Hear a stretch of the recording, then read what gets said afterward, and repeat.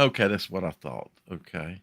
So hi everyone, and welcome to tonight's show. Tonight is not Jim and Dale. Jim has some personal obligations, political obligations he needs to take care of. Uh, they're trying to build some fields and other things right near his home, and he's at the city council meeting tonight to oppose that.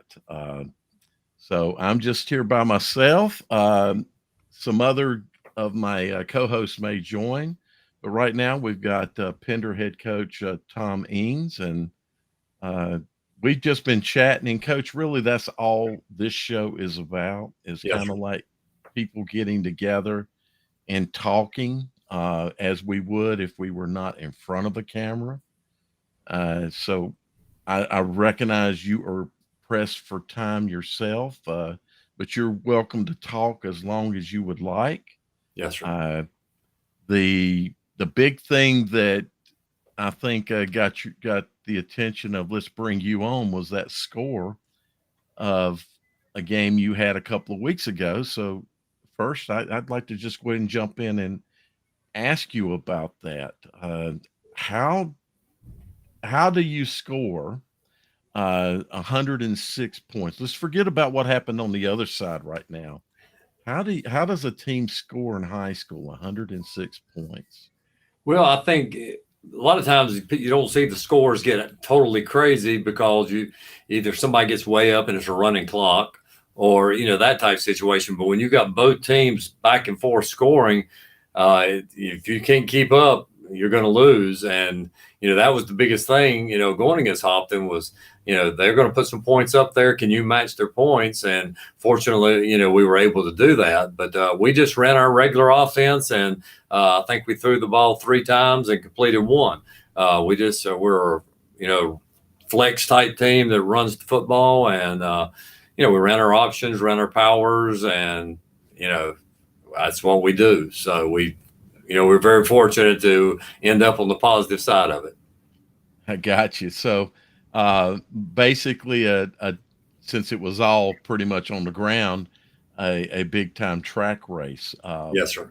Not many, not many downs in a, or not many series in a series of downs in a drive. I'm assuming. No, between they're throwing, scoring pretty quick, and us running the football, we were able to get the end of the end zone quite a bit.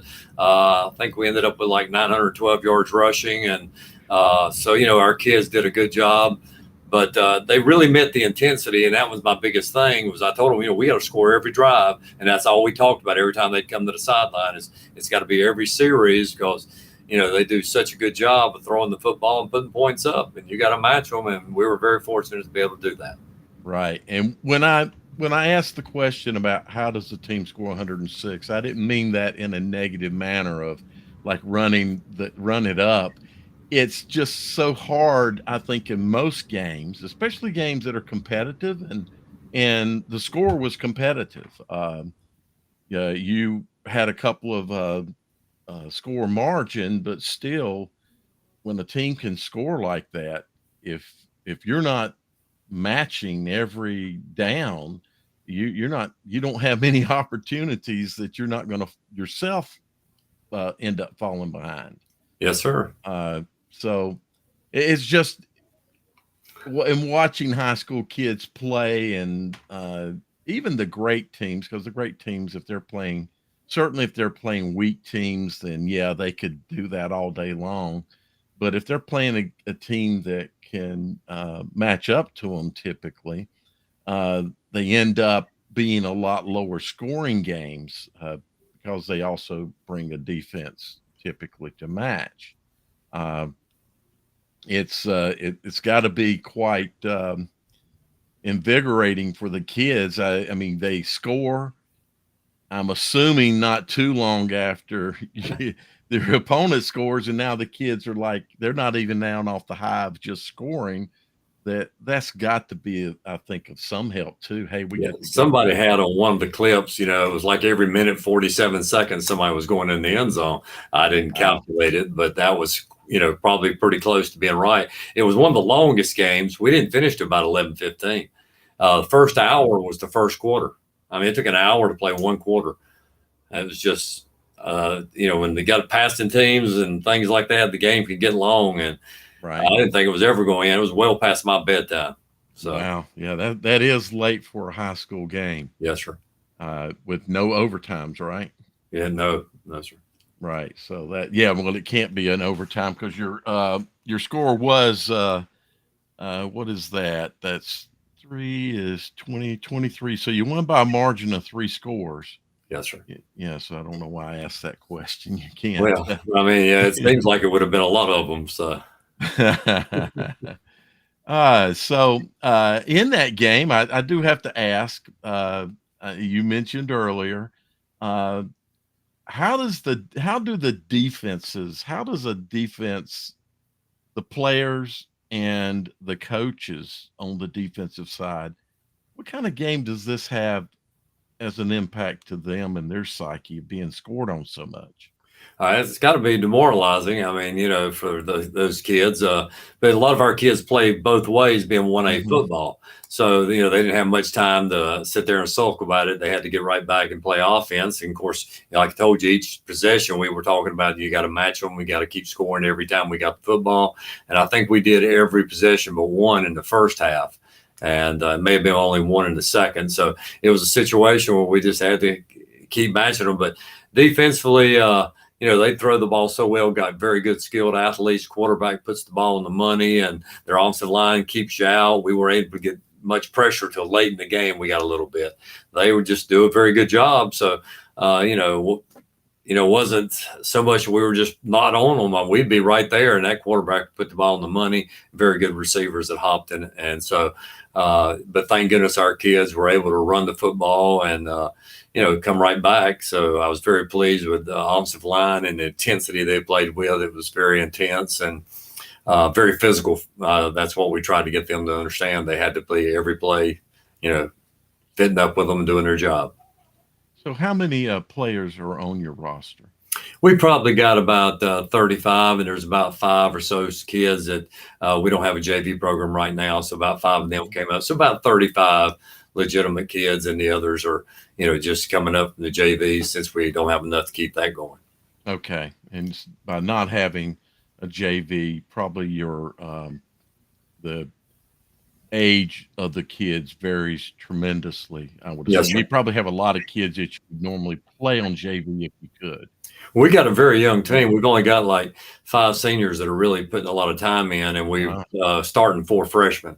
And so we're very young. Now we got a little more experience in the offensive line, which helps.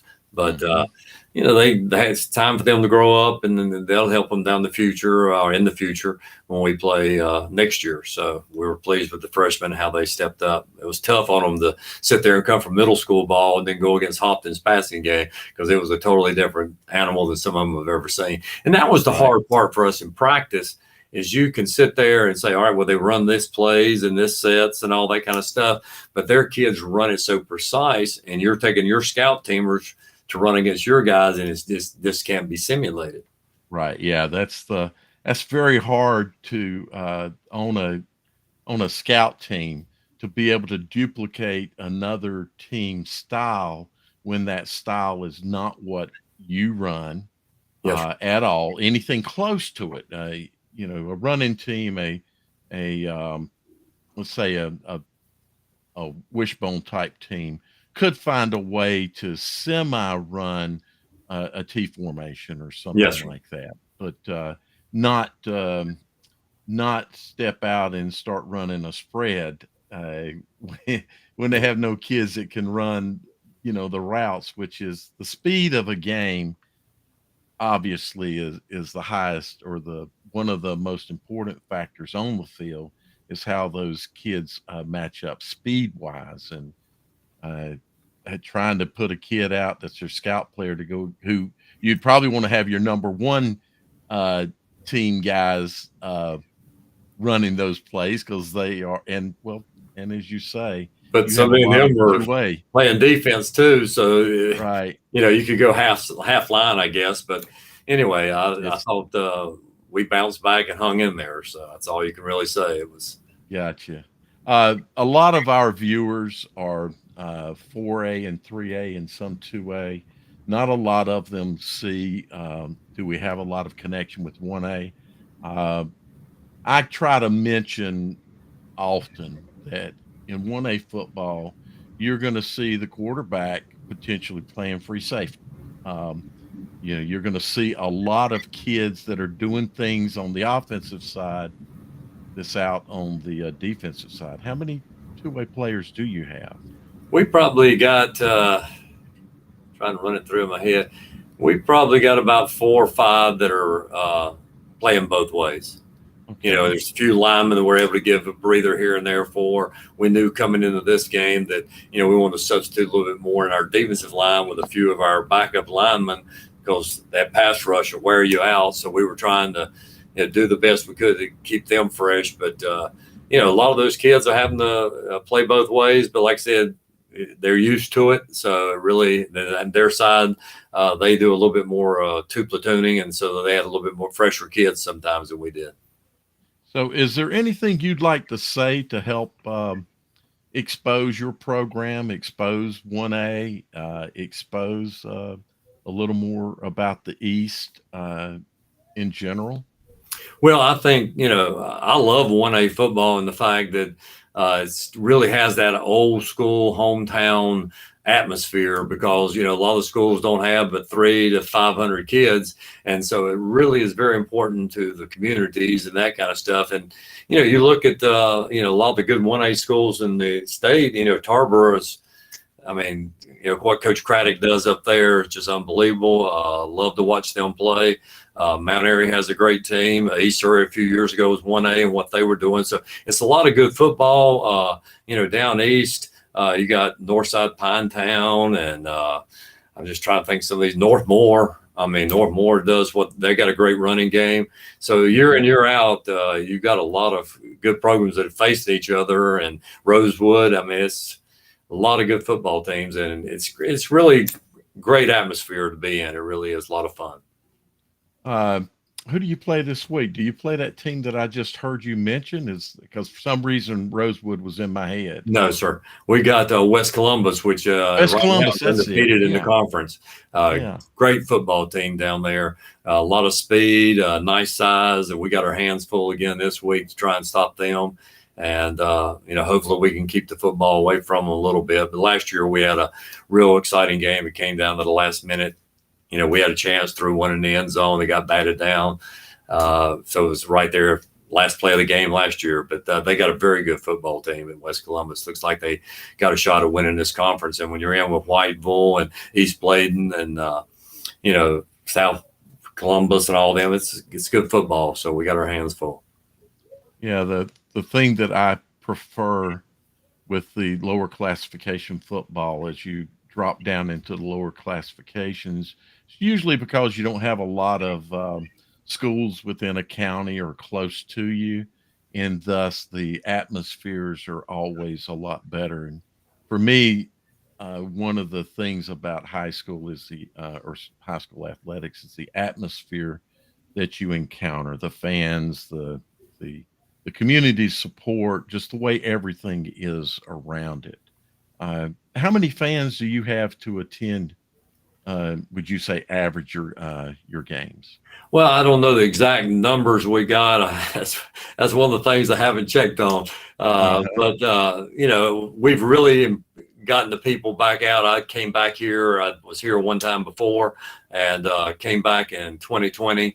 So, but things have really improved as far as our attendance, and it's got a good atmosphere. People are showing up and enjoying themselves, and that's what it's all about. And that's the great thing about 1A football is, like you said, that great community atmosphere. And so I love 1A football and seeing how everybody responds to that community atmosphere. Yeah, I do too. I don't attend often. Uh, in 2A football too. We have some very good 2A football just west of us, 2A and 3A over in Cleveland County. Yes, sir. And, to step out here in Mecklenburg County, we have some of the greatest teams you could want to see in high school football play. but the atmospheres, the games can be highly exciting with the game within itself, but the broader aspect of the game, which means as much to me as does the game itself, is kind of blah at most places. But then when you step over, say over into Cleveland County, or I'm sure into your atmosphere, that it's more like a high school experience. Maybe like when I played in the highest level classification, but back in the '70s, things were still so small Yes, sir. that on Friday night everybody was coming out to watch the game, uh, and that's what you get, and we don't get that touch to the game here in Mecklenburg County where the whole community goes out to watch. And Well, you need to go over to South Point and watch a few games over there. There's a great atmosphere over there oh and run a beautiful offense. yeah, it is most definitely. And honestly, I love running offenses. Yeah, I'm in Southwest Charlotte. I can't throw a rock over to Belmont, but Belmont's just, oh geez, just a mile away from me, over the lake, and you're in Okay. Belmont. So yeah, there's in Belmont or in Gaston County, they probably harbor the best of those kind of experiences. Because some of the other schools in the county have dropped a little bit, but anyway, that's great to hear. Did Garrett had invited you on, and so Garrett is on there. Garrett, do you have any questions? He's been talking to us about coaches told us about that big game with all the scoring back and forth. Um, Well, first off, I want to say to you, Coach Ennis, thank you for coming on. We really appreciate this. I know you're a very busy man. You got a big game coming up this coming week, with West Columbus, and I know that's going to be a very big game, especially what they done to Whiteville. Um, Yes, sir. now, I want to go back to that Hopkins game right quick. Um, what's your main thoughts on the game? Like, did you really think at all in it during that game that it was going to be this high scoring or this historical coming on at all? No, sir, not at all. I was just saying earlier that, somebody asked me and from one of the newspapers about, were y'all thinking about records? I said, that was the last thing I was thinking about. I was trying to figure out how was I going to pull out a victory, and I couldn't stop them from scoring. And so it was, we never, when it started, but, for the first half was 40 something or 50 something to 40 something. So still never thought it would go that high. But it kept going and going, and it was a track meet. They were throwing it over us, and we were running it. And so, like I said earlier, they are very good at what they do, and we just couldn't slow them down. And I'm, glad to be on the positive side. Now, I know I saw some of your track record, some of the schools you've been at and stuff, Coach. Now, in all the games you have coached in, have you ever been in one quite like this at all? Anywhere near it? Not to 100 type situation. I know, and it seemed like it was 2017, I believe, or maybe been 16, when I was at Patton High School. We played Wilkes Central up there and had a 72-52 that was up and down track meet type situation. But other than that, we've had a 76 here, and then the first game this year we scored 88, but not to where both teams are just, it could go either way depending on where they, it came down to the last 7 minutes probably of that game. It could have gone either way. Now, another thing, Coach, I've noticed, especially this year, we have had a whole lot of high scoring games. Now, what's kind of been the difference, this year compared to years in the past for all these high scoring games is the fact that you got teams throwing the ball more against like teams that's not used to the passing, or is it like just better athletes now, or what's really going on? Because I've noticed this year, especially this year, and Dale, you probably could agree, you look at a lot of these scores and you see a lot of high scoring games going on. Well, I think a lot of it has to make the athletes are very, very good. And if you make any type of mistake, they can go to the house at any moment. And, a lot of teams are throwing the football and getting a lot of points. But, you saw the other night, I mean, we threw 3 times and we were able to score that many. So, what we do, run into triple option and power plays and that kind of stuff, it can work, if your kids are coached up. But no, I think high school football, the only thing that's probably kept the scores for a few years, and I don't think we're going to continue to have outrageous scores, is that running clock can really stop a lot of games, from being outrageous.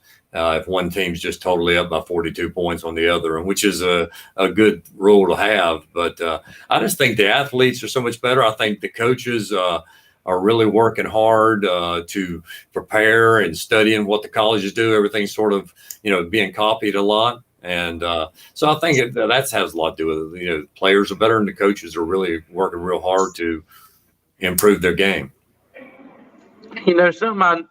Something else I noticed, and I did kind of know this to begin with, but I saw, you were the coach, when Pender went to the state championship against Albemarle, back, I think, what was it, like 07? 2010. 10, yeah, 10. Yes. And I was actually at that game. I was actually up there in the booth watching that game. And that's the first time Penn ever went to a state championship that I can remember. Now, have you ever been to any more state championships, in the times that you've been to all these other different schools, or was that your first one? That was the only state championship. We've been in 3 Eastern finals here at Pender. Now, I'm talking about you as a head coach personally. Have you been to any state championships? Each one. Does that one? Yes, sir. What was that experience like? Oh, it was so neat back when I was here the first time. I was here in 2004 through 2010, and Pender had never been past the second round. In 2006, we finally got things turned around. Those kids went to the third round. The next year, we went to the Eastern Finals, third round, Eastern Finals, and third round. So we had a great run there for about 5 years. And, getting to the state championship game for a small community like this is very, very important. Being next door to Wallace Rose Hill, which, plays for state championships year in and year out. Great program over there. I really love their atmosphere and the way they love their school. And, being around them, and Coach Price was over there at that time. It was a great rivalry between us and them. And that same year, they played for the small 1A and we played for the big 1A. And it was really for this community and around this area, it was really awesome. So, Coach, I have a question for you concerning state championships. With the recent move with the North Carolina legislature and the change that's taking place with the NCHSAA, a lot of us are concerned that we will lose the venues that we're seeing the state championships in. And I get various comments from coaches about that. How do you feel about playing at an NC State, a Carolina, over at Wake? Tell me, just from your experience and your team, your players' experience, did that have an impact on them, or would they have just as soon played on a high school field?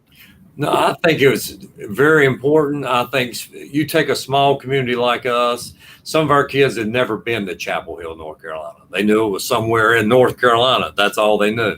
And for them to have that experience, to go up there, to play on the same field that Lawrence Taylor played on, and that Mac Brown's the head coach of, that was a once in a lifetime experience for them.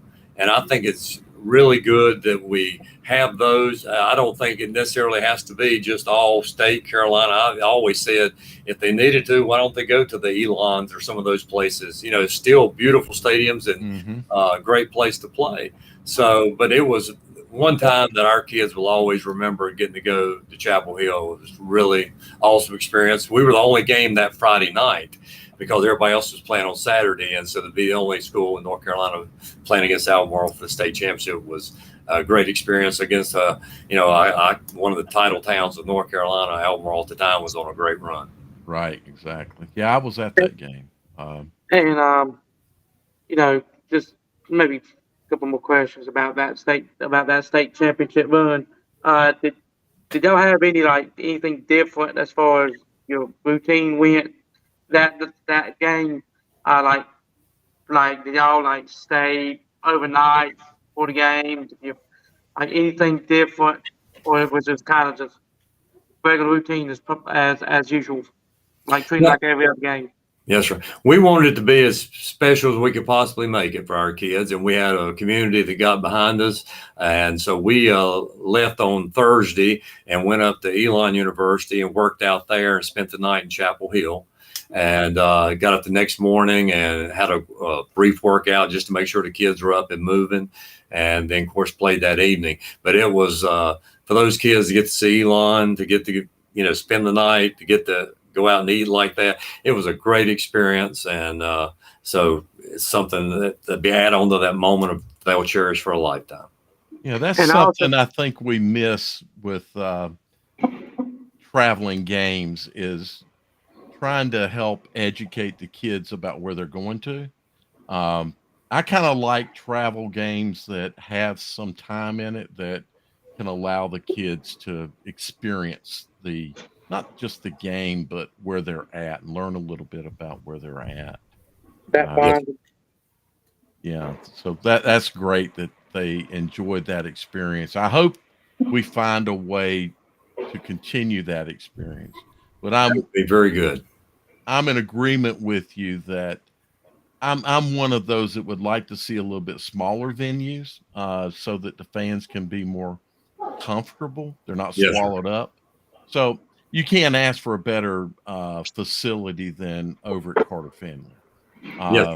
But of all the stadiums that we've held state championships, Wake Forest is the better venue, and it's still so huge that it swallows the fans up. And to play at some of the smaller D2 schools would be, I think, a lot more appropriate in the regard of that aspect. Yes, sir. But really didn't know how are they going to lose something by not being on the field and in the facility that they may see on TVs on Saturdays. You say a lot of them didn't know where Chapel Hill is, but they know about them on TV. Yes, sir. So it's a great experience. And like I said, getting to go to Carter Finley or Duke when they were hosting it, some Wake Forest, all are great places, and it's great for the kids. I just always thought, especially with us thinking about or going to 7 classifications, how they're going to work that out. But, playing at somewhere like Lenore University, that is a beautiful place to go up there to a ball game. And so there's lots of, places that could be that. And it's still going to be the travel to it. That is nice, though, to be able to sit there and say, you were on the same field, Mac Brown and, Lawrence Taylor and those type people were at, or, NC State. And, my dad played at Duke. So Duke always, is a place that I hold close to me. Oh. So grew up in Davie County. So Wake Forest is, a place I spent a lot of Saturdays watching games. Right. I didn't know you were from Davie County. That's War Eagle. And your dad played at Duke. Yes, sir. He was at Lexington High School back in the late 40s. Oh, Lexington. Oh, wow. Yes, sir. Okay. Yep. Well, that's cool to hear. I grew up in the middle part of the state and just came down here later on in life, and love it down here. It's a great place to live. These are some fine people. Gotcha. Is there anything else you'd like to say? No, I just appreciate y'all, letting me come on here and talk about our program and that game that was so special. And, once again, a shout out to Hopton, what they did. They got a very fine program and they do a super job. And we're just trying to, get the next win some way and keep going and getting these playoffs. So when did you find out you're playing tomorrow night? 12:30 or 1 o'clock this afternoon. So that we had to really fix practices a little bit different. Matter of fact, that's why I'm still here at the school. I've got to get all the equipment, game stuff out for the kids to wear tomorrow. So it makes things a little hectic. But we knew the rain was coming in. I thought it should have been called a lot earlier and moved up, but that was their call because we're going away. It would have helped you a lot. Yes, sir. In disruption, it's already a disruption to play on Thursday, but to think you prepared Tuesday, or I'm sure you already had your Wednesday practice prepared, but then all of a sudden to see that, no, we're probably going to be going through walkthroughs. I'm not sure if that's what you did tonight, but you certainly changed your schedule some today. Yes, sir. And just that whole disruption can impact players and impact games. So, Well, I found out one thing about young people. If you mhm. don't tell them there's a problem, lots of times they don't know it because they're so busy TikToking and doing everything they're doing. So we just don't say there's a problem, and they just, all right, let's go. So That's a good point, isn't it?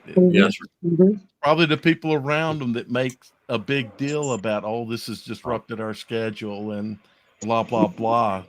Just If don't you get deal the with young kids thinking. people, you find out it is hard to get them to focus and be locked in. I mean, it's getting difficult more every year. I mean, we're competing with so many different things out there.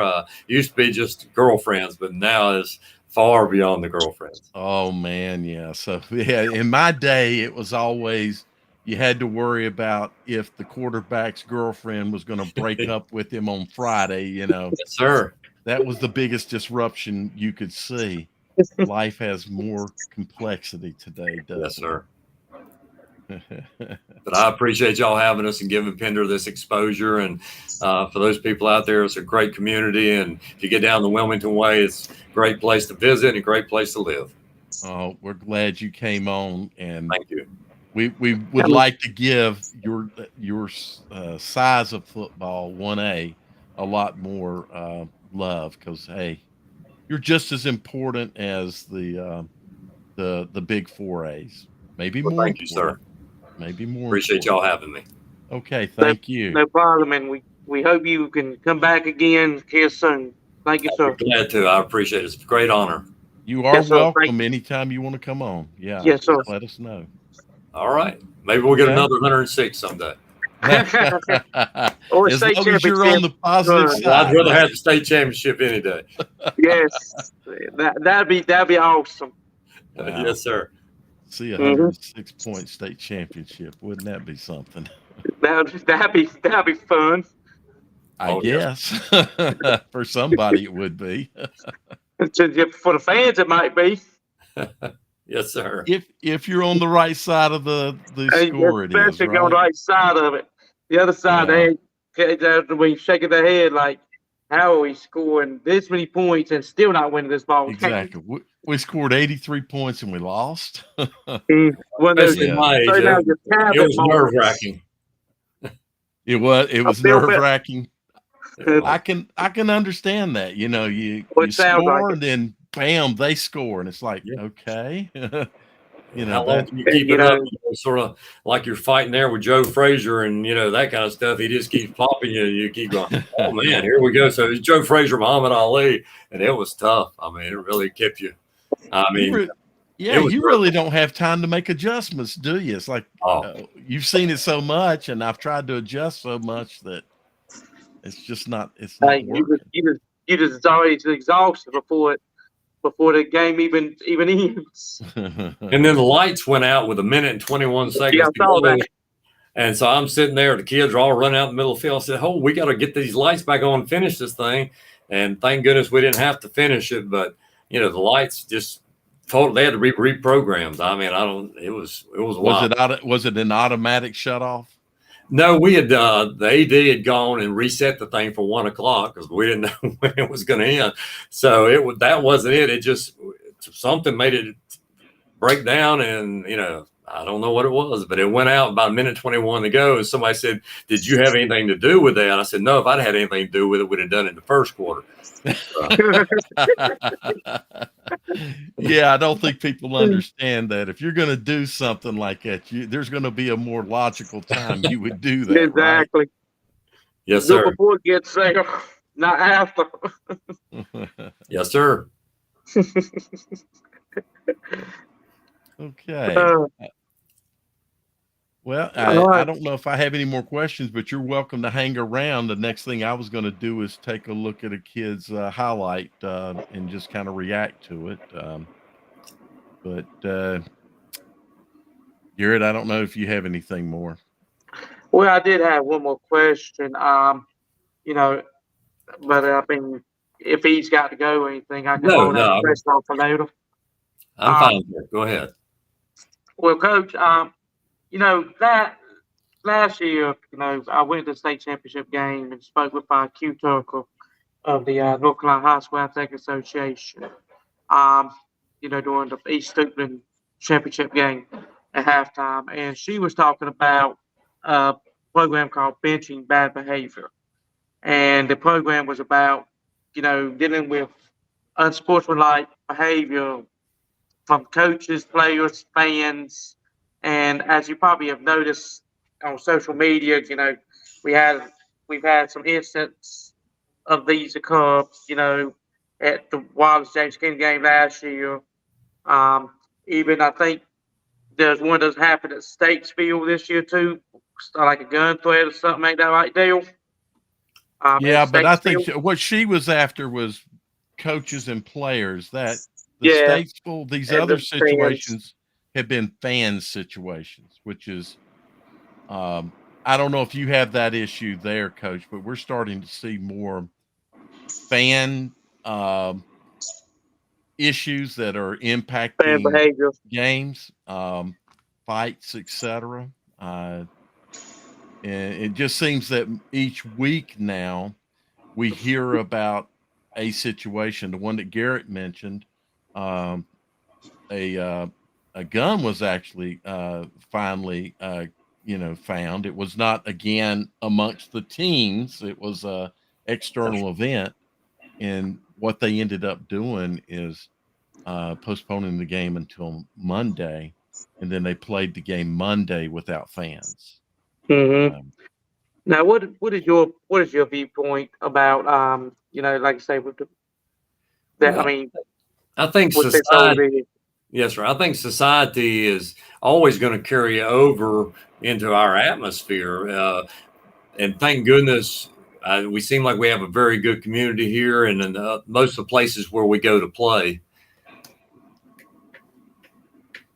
I didn't mean to bring that up. That's I all don't know if that right. came up. It's supposed to be off. Let me hide that. I was just getting it ready.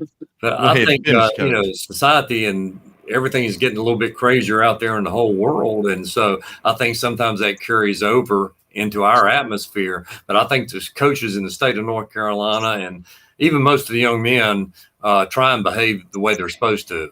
And we're very fortunate, have referees that are there to enforce what they're doing. But we all get a little bit excited from time to time. But we couldn't do it without our administrators and the referees and everybody that's involved. But all I can do is control my young men and my staff, and just hope everything works out that way. You just hope that nothing tragic ever happens anywhere, and it can be scary, but it's not something that I think of very often. I'm basically don't want my kids even talking to somebody else on the other team because that can be interpreted and you get thrown out. We need every kid we can get. So we try and really stay on the kids. And I think most coaches in North Carolina do a great job of monitoring their kids and trying to keep things right. The coaches really do a great job. Yeah, it's unfortunate. Uh, Coaches can control that situation on the field uh, for the most part. We know sometimes something happens, but coaches do a great job of controlling the game part of the situation. But this stuff that's happening outside the fence. I attended a game. Gosh, it was back in the 2008 time frame, something like that. It was an Olympic versus Garinger game, and there was a shooting in the school parking lot um, that night. And before it happened, there before the uh, while the teams were still warming up, a person ran across the field ran over to that real high fence and climbed over and went out. And apparently, that person was part of the later situation that occurred in about the third or late third or fourth quarter. So there's nothing you as a coach can do about that. Uh, do you worry ever at all about your kids' safety, any of your players' safety in this regard? I can say in all my years, I haven't been in an atmosphere where I felt threatened at all with that situation. Now, we're not in the big city, and most of the places I've been in are not always in the big city. But Mhm. I so far, I haven't. It hasn't been a problem, and I haven't really sat down before the game and said, "Oh, I hope this doesn't happen." So no, we've really been very fortunate, and we got. So we have stadiums designed in Charlotte to where the visiting fans cannot mingle with the home fans. There's separate concession stands. There's gate between. Uh, they try to assure that when fans come in, that they're coming in to the right side. I encountered that at my last game. Guy didn't know better, but because he had on a shirt, representing the other team, the people there, security there at the gate said you need to told him where he needed to go. He couldn't sit on that side of the Yes, sir. stadium. Uh, do you have the same kind of environments? I have not been to a game in your area in, oh gosh, a long time. Uh, do what are your stadiums like? Are they designed for the same kind of safety? No, sir, we do not have anything like that. It's basically you come in, pay, you come in, and you can go wherever you want to and stand wherever. I mean, there's fence around the stadium, but Hmm. no, I mean, our fans could go to theirs, they could come our side. I mean, and if you played in some of these small venues down east, uh, I mean, it's crackerback sometimes, cracker box types. I mean, remember the old Right. Maiden High School? What that was like. Some of these stadiums are like Yep. that. So it's very compact and people are real close. Gotcha. Now, I want to chime in right quick on this, Coach. You might can agree with me. Um, now, the only stadium, Dale, that what you mentioned that maybe come close to even anywhere near that might be Legion and Wallace, because you have two separate concession stands. You have the two separate gates where one come in on one side and the other come in on the other side. And to me, that might be the only stadium around here that might be anywhere close to that. Don't you think so? Or you No, I agree, mean, disagree? that is a very tight situation. And so I mean, people can sort of get back and forth because, well, a lot of our fans are great friends with those people over there in Wallace. And so there's a lot of mingling on that part of it. And it's very tight and compact. And there's lots of people. If you Wallace, Funny neighborhood rivalry. Yeah, the situation I'm mentioning, Garrett, you cannot move from one side to the other. It's impossible to move from the visitor's side over to the home side or vice versa. You Oh, just besides physically that, cannot do it. no, there ain't nothing down here that I know of either. Yeah, so they did that to. I can't say that we really had any situations that warranted that, but now we're starting to see Yes. situations occur at Monroe, at Statesville, that have been an intermingling of the two sides, and unfortunately, in some situations, it can. I'm afraid that, like you said, Coach, social life, and this is my concern, is that the social life now, people can bring it to the stadium, and because we have so much social media that can cause animosity between two people, it could get so bad that, hey, and with kids, hey, I know they're going to be at the game, so I'm going to be there too, and they kick up a fight. So I don't know how we address this situation. We discussed this a couple of weeks ago.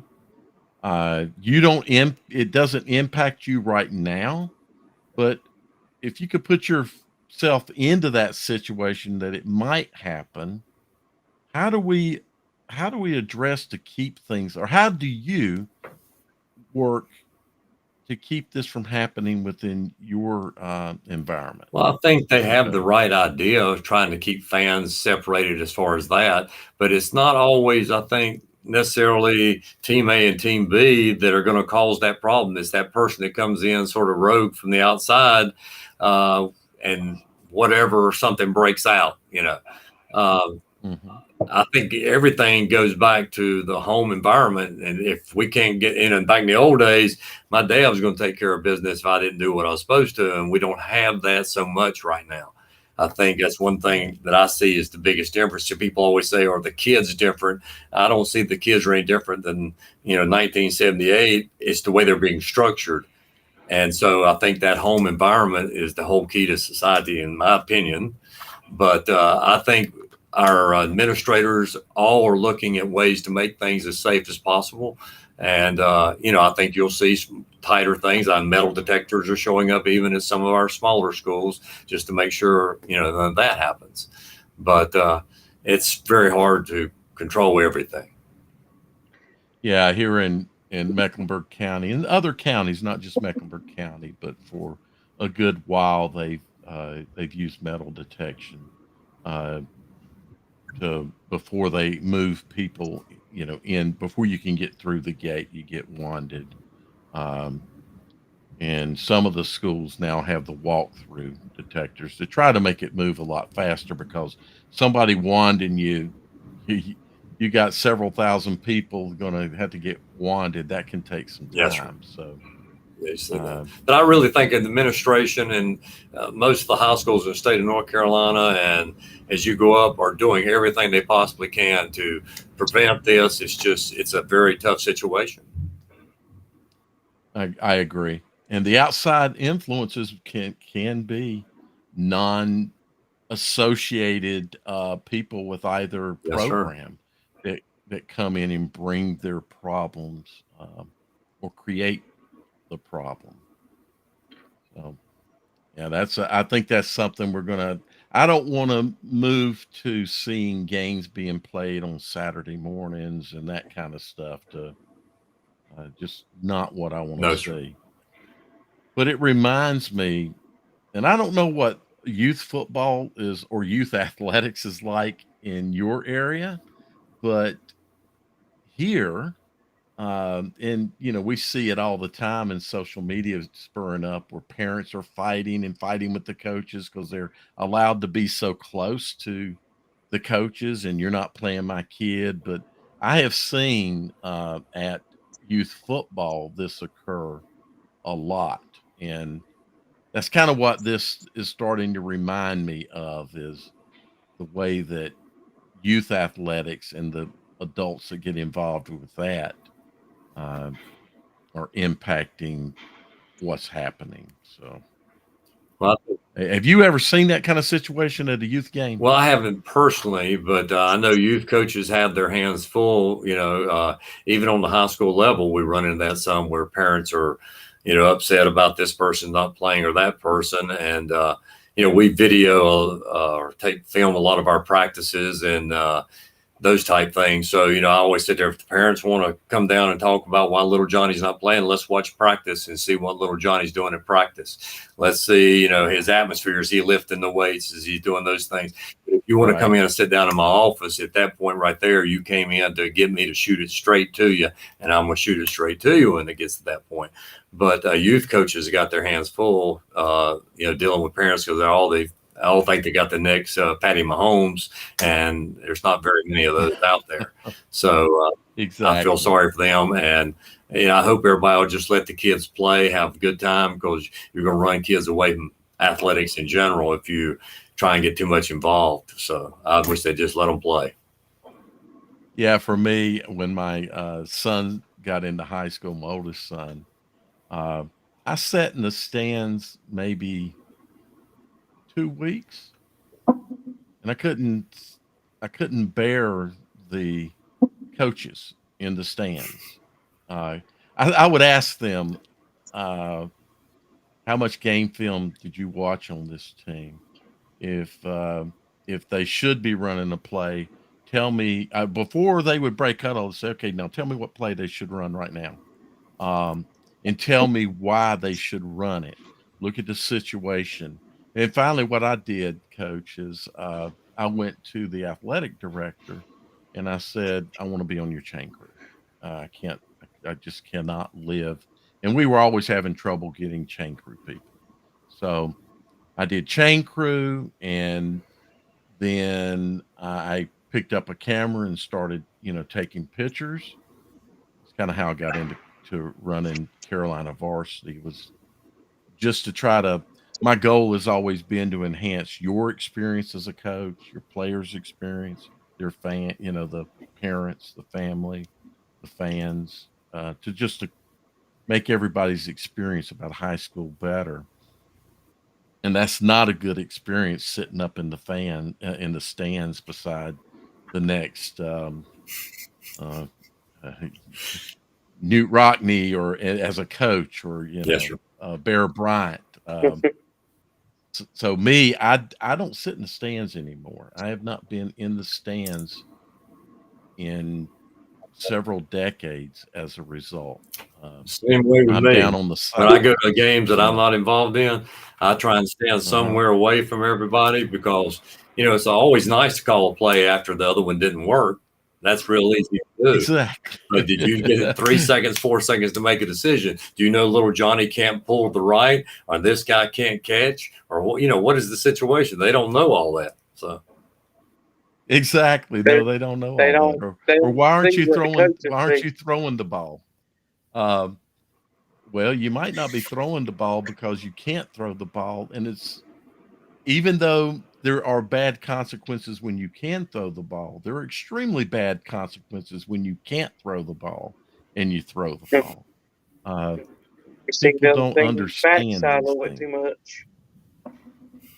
Say what? I said you can see the other things backside a little bit too much. If that's the case, Well, if you can't throw the it's ball, always easy, like Coach said, to say, yeah, you shouldn't have ran it. Well, maybe you should have ran it, but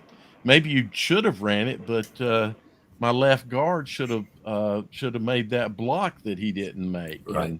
And if I'd have done something else, yeah, they don't look at the intricacies of why the play didn't work.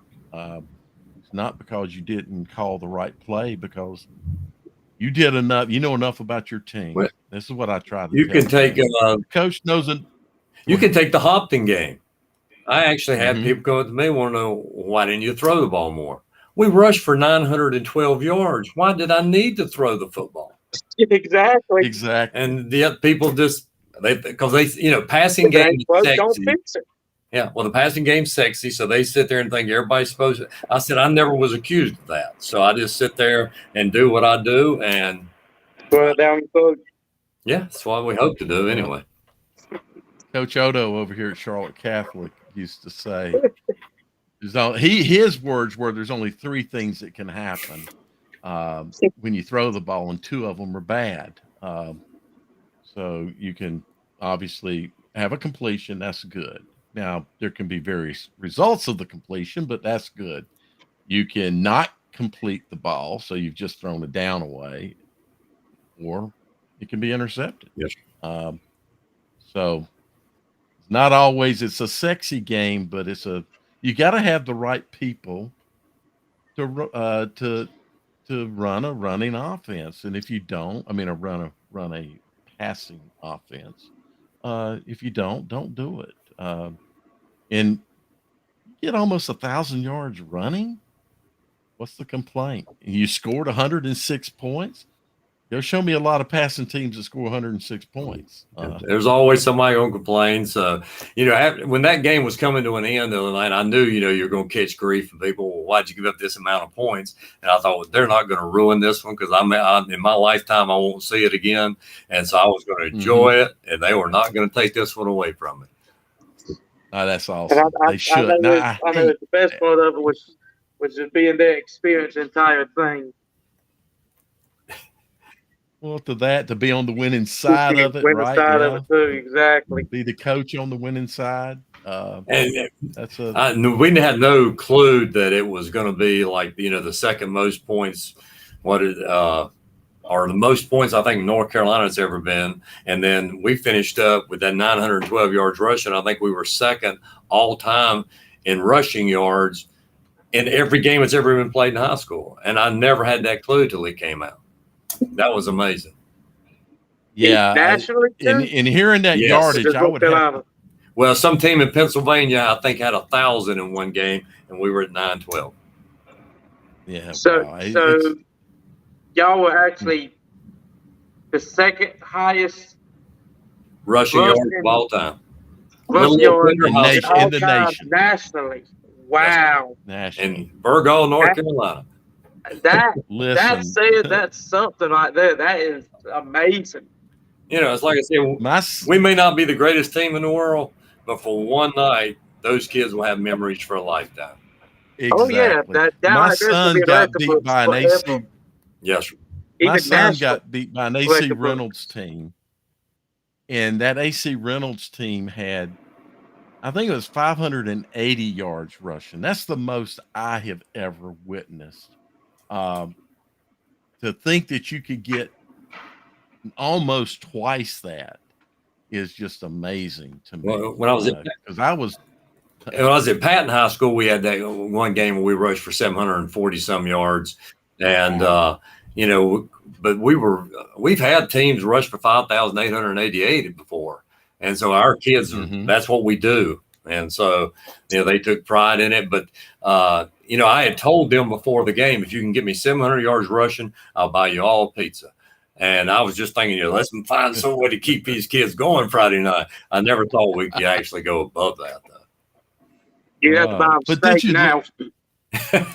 did you lose anybody's focus though? I would think they wouldn't have time to lose focus in a game. No, not in that game. Those kids were real intense. I mean, it was nip and tuck, like I said earlier. It was Joe Frazier, Muhammad Ali, and you had to keep going, and it was no downtime. Coach, you realize not most people recall that fight. I know. I show my age lots of times, but it is what it is. I can certainly remember it. I What a brutal thing. them your players probably remind you about that pizza deal, didn't they? Oh, they enjoyed it when it got to next week. They enjoyed it. They reminded me too, but they did their job. So I dished out the money. Promised us a pizza. Yeah, it was a lot. It was about 10 of them, I think we got. So they enjoyed it. So, Coach, I'm going to here in just a moment run take a look at a kid's highlight film who individually. So I got to ask that question. So I think this kid had almost 500 yards rushing. I think it was 490. I'm thinking 494. You had that many yards. Who was your number one rusher, and how many yards did he have? Jeremiah Johnson had 44 carries for I think it was 377 yards. So you very well balanced that out. Well, I had another guy, young man, Jay Hill, and Jay rushed for, I think it was around 22 times for 288. So we had two of them back there that did real well. And then, the quarterback had a few yards here or there, and both my A-backs contributed. So it was a lot of young men, but Jeremiah really stepped up his game that night. He went over 1,000 this past Friday. And so he had a great game, and it's one they will always remember. And what is your base offense? What's my base what? Your base offense. Oh, we're like the Red Bone in South Point. We're a flex, Paul Johnson style of offense. Have been since 1997, and we love what we do. And so we just keep on doing it. We just run the ball. I hear you. That's if people like to see run teams, that's a fantastic offense, without question. I'm a big fan of the wing T. Yes, sir. And when coming down east, you really got to see a lot of wing T. I mean, Jack Holly was so good at it, and Coach Price when he was there. I mean, the wing tee, and it's a beautiful offense. And those guys could run it to perfection. I'd never seen anything like when Coach Hawley and them ran it. They were so precise at Wallace Roselle. And then Joey Price when he was at Wallace and what he had done at South Columbus. Very good football coaches, and their teams are very disciplined, and it's a very beautiful offense. It is. You can't just immediately throw it at kids and run it, but it can be a highly effective offense once they learn to operate it. And when people watch it, they don't, when they condemn it, I should say. A lot of times I'll mention to them, well, next time you go, I want you to watch the guards and tackles, and I want you to watch them and see what they are doing. Don't just watch the kid running the ball. And then I want you to see all of that and watch how precise the quarterback has to be to be able to execute that offense, to make those handoffs, to make the little step that he has to make and not get ran over by one of his other players that's moving all around him. So I love that offense. We ran a little bit of it, but we ran a wing tee that Maryland was running at that time in the 70s. So it wasn't a Delaware type of wing tee, but introduced a little more passing to it, which in the 70s was kind of new. You told us earlier you grew up in Davie County. Yes, sir. Did you go to Davie? Yes, sir. Davie County High School, 1970 through 74. Okay. Awesome. And Coach told us that he started coaching in 78. Yes, sir. But that was college. Yes, coaching, sir. right? I graduated from Elon, where I played for Red Wilson. And Jack Huss hired me to come up there to Lenoir-Rhyne and coach the wide receivers while I was working on my master's at Appalachian. And if it hadn't been for Coach Huss, he was just, sometimes I look back, I knew I was a young coach, and he put me out there and let me coach, and he was a great mentor to me. And then I was able to work under Pete Stout at Burlington Williams and at Catawba College. And you couldn't ask for two better people to teach you not just the X's and O's, but how to handle people and life. Coach Huss is still a very, very good friend of mine, and I appreciate everything he did for me. So a Red Wilson story. I went to Elon for football camp in the summer of 77, and I hurt my quads, my right leg, and one of the trainers came over, and the only thing they told me, and I was a senior, but still, I was kind of clueless about how you handle things. And she told me, she said, put ice on it. And she told me where I could get ice. She said, put ice on it. Well, that's all she said. And this was in our morning workout. Yes, so in camp, you got up, you ate, and then we went out and we did our working out. So this happened real early in the morning. And I was in the cafeteria at lunchtime. I had ice on my leg for hours. And I still, to this day, I don't have full feeling in those quads there. But Coach Wilson comes up to me, and he saw the ice. He said, well, how you doing? And, was talking to me about what happened. Then he looked at my leg real close, and it was turning kind of purplish and, from the cold. Yes, and he's like, how long you had ice on that, son? And then I had a talk to about how you only leave ice on for so long, yes, and blah, blah, blah. But Coach Wilson was, after that happened, I had the opportunity to talk to him a couple of more times. Not that we created a great bond, but he didn't offer me to come up and play for him. I'll say that. But he was a good man. He was one of the greatest men. So many things, just the way he made you feel so important. I mean, you could be the fourth-string quarterback, and he made you feel like you were just as important as anybody else. He would sit there when we came back to camp every year, and he'd say, how's Bill and Pauline doing? And, he remembered your mom and dad's name and those type things. And Coach Wilson's just, once in a lifetime situation. And I was blessed to have played under him, and so many things that, he taught me as far as how to, keep a team. Like, he always tried to keep us on an even level. He didn't want us to get too high, because if you could go in that valley. And he was just a great person as far as the sight part of the game. He was unbelievable. Cool deal. Okay. I do think I've got everything I've asked that I had to ask. So I am going to bring up this kid's highlight. And Coach, if you want to stick Yes, sir. around, you are more than welcome.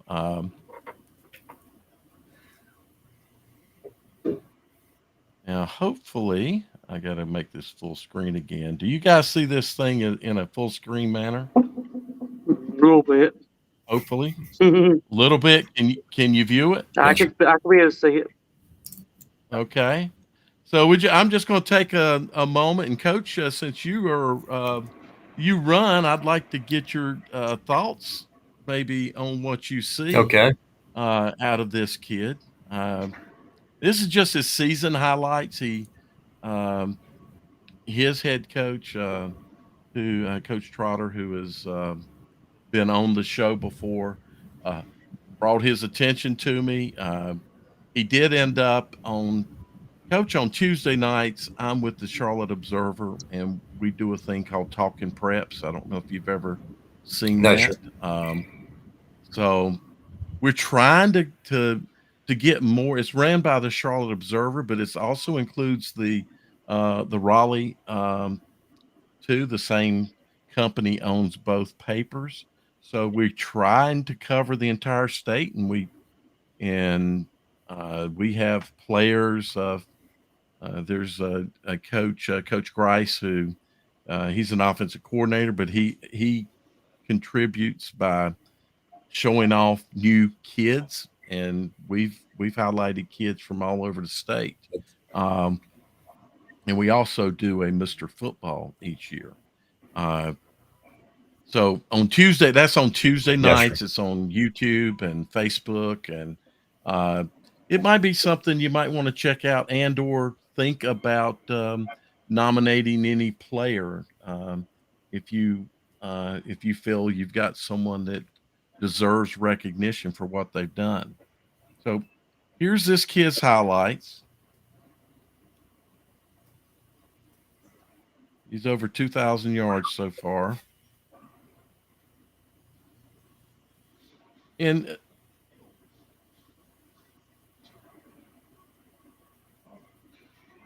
that play right there kind of indicates you'll see continues throughout. The kid just runs, crowd or not. He finds his holes. He's got good vision. That was a good vision move right there. Obviously, he's faster than everybody else. Yep. But like you said, that vision, him cutting back and doing that, he sets up his runs very well. He's a step or two ahead of everybody else with that. Exactly. He finds a way to keep his legs moving. Jim made a comment. It reminded him of a young Tony Dorsett, and he was talking about when Tony Dorsett played for Pittsburgh in college. Well, 2,000 yards in 9 games is unbelievable, so he's doing something right. There's something, if running backs knew that right there, cutting back against the grain, it is, if you can see the hole, but this kid just sees and he runs. There he is. He's just running. Just never stops moving his legs. Well, you got to give them offensive linemen some credit for making the hole to get him going. So you do, fortunate. Exactly. And then when you get them long runs, what those perimeter guys are doing on the blocking. Well, when you see there's guys in the second level. Yes, blocking, sir. And I think that guy actually took his guy to the second. We got through that hole quick. Sight kind of reminds you a little bit of Todd Gurley when he played at Turbo. Yeah, but Todd was, I don't know. Todd was so strong. I think Todd had a little more bulk to him. Now, what about Coach? I don't know if you know about this or not, but what about Willie Parker when he played Clinton? Who is that, sir? Willie Parker Oh, Willie played Parker Clinton back Clinton. in the 90s. He Yes, was sir. a heck of a back. He could sure make some cuts and very elusive. This guy doesn't look as big as maybe T.A. McClendon, but T.A. McClendon was an unbelievable back. Oh yeah. Oh yeah, TA TA was he was something else. Whatever but happened to TA? I'm not sure, sir. What? life. He didn't. I won't get into it here, but not a Mm. bad parts of life. Oh wow, He's making some good cuts heck of back an there. athlete. Yeah, the thing is he sees this, Yes. and I don't know. I'm positive. He sees that. It's a lot of times kids just don't see these things, so they keep running in the wrong direction. And one thing I do want to make a mention, if any kids are watching here, when you put your highlights together, uh, doubtful a college coach would have watched this long. So put your best stuff. Well, that's it. Maybe he did put most of his best stuff there. Um, I'm uh, No, I'm Oh impressed. yes, he's very good Uh, back. I could sure very, use him. very, We might be able to get a very few more impressive. points. Now, has he had any offers? Do you know yet, Dale? Any scholarship that I offers do from not anywhere? know. I'm going to talk to Coach Trotter about it. There may have some comments. Uh, I haven't even looked to see if people are commenting on the show tonight. Um, I'd asked Jeff Miller to join us, and Jeff is typed in here, but is not. So I am going to bring some things up because, Coach, you were mentioned here. So we got, Let's see one comment. yeah. This is from Burke County. We have a number of viewers from the western part of the state and in the 1A, 2A, and maybe 3A realm of things. It's not all Charlotte people, and quite honestly, I don't have a lot of. He has 0 offers. Oh, he is on. Well, son, keep working. Weight room is your friend. No, so Listening to your coaches. he's on the web, he's on with us right now. Yes. Oh, Yeah, he sure is, and so he just said he has no offers. And you know, you got people looking at you. Yes, You you were will on do. Fresh Faces on Talking Preps the other night. That was Yeah. good. Um, it's hard to call out why offers come. Unfortunately, the biggest thing is that recruiters look at metrics, physical metrics. Um, Right. how tall are And you? Um, I, the best story I can give you is my son texts me from NC State football camp. He's like, Coach told me I was the best looking junior here. I'm like, oh, well, that's good. So I get up there and talk to the offensive line coach, and he's like, your son's got phenomenal technique. He said, I couldn't wait to see you. I said, oh, that's great. And what he meant by seeing me, he wanted to see how tall I was. And he says, how tall is your wife? And I knew then where this was heading because my son was 6'1", and he told me, he said, well, your son's got great technique and he can play football in college, but he's not a center at NC State. He's he's several inches too short, and it doesn't look like he'll get there. And so thus, he's certainly not a guard and a tackle either. He said his body is linebacker body, and so my son's face is. I was so glad, by the way, that they were this honest in front of him.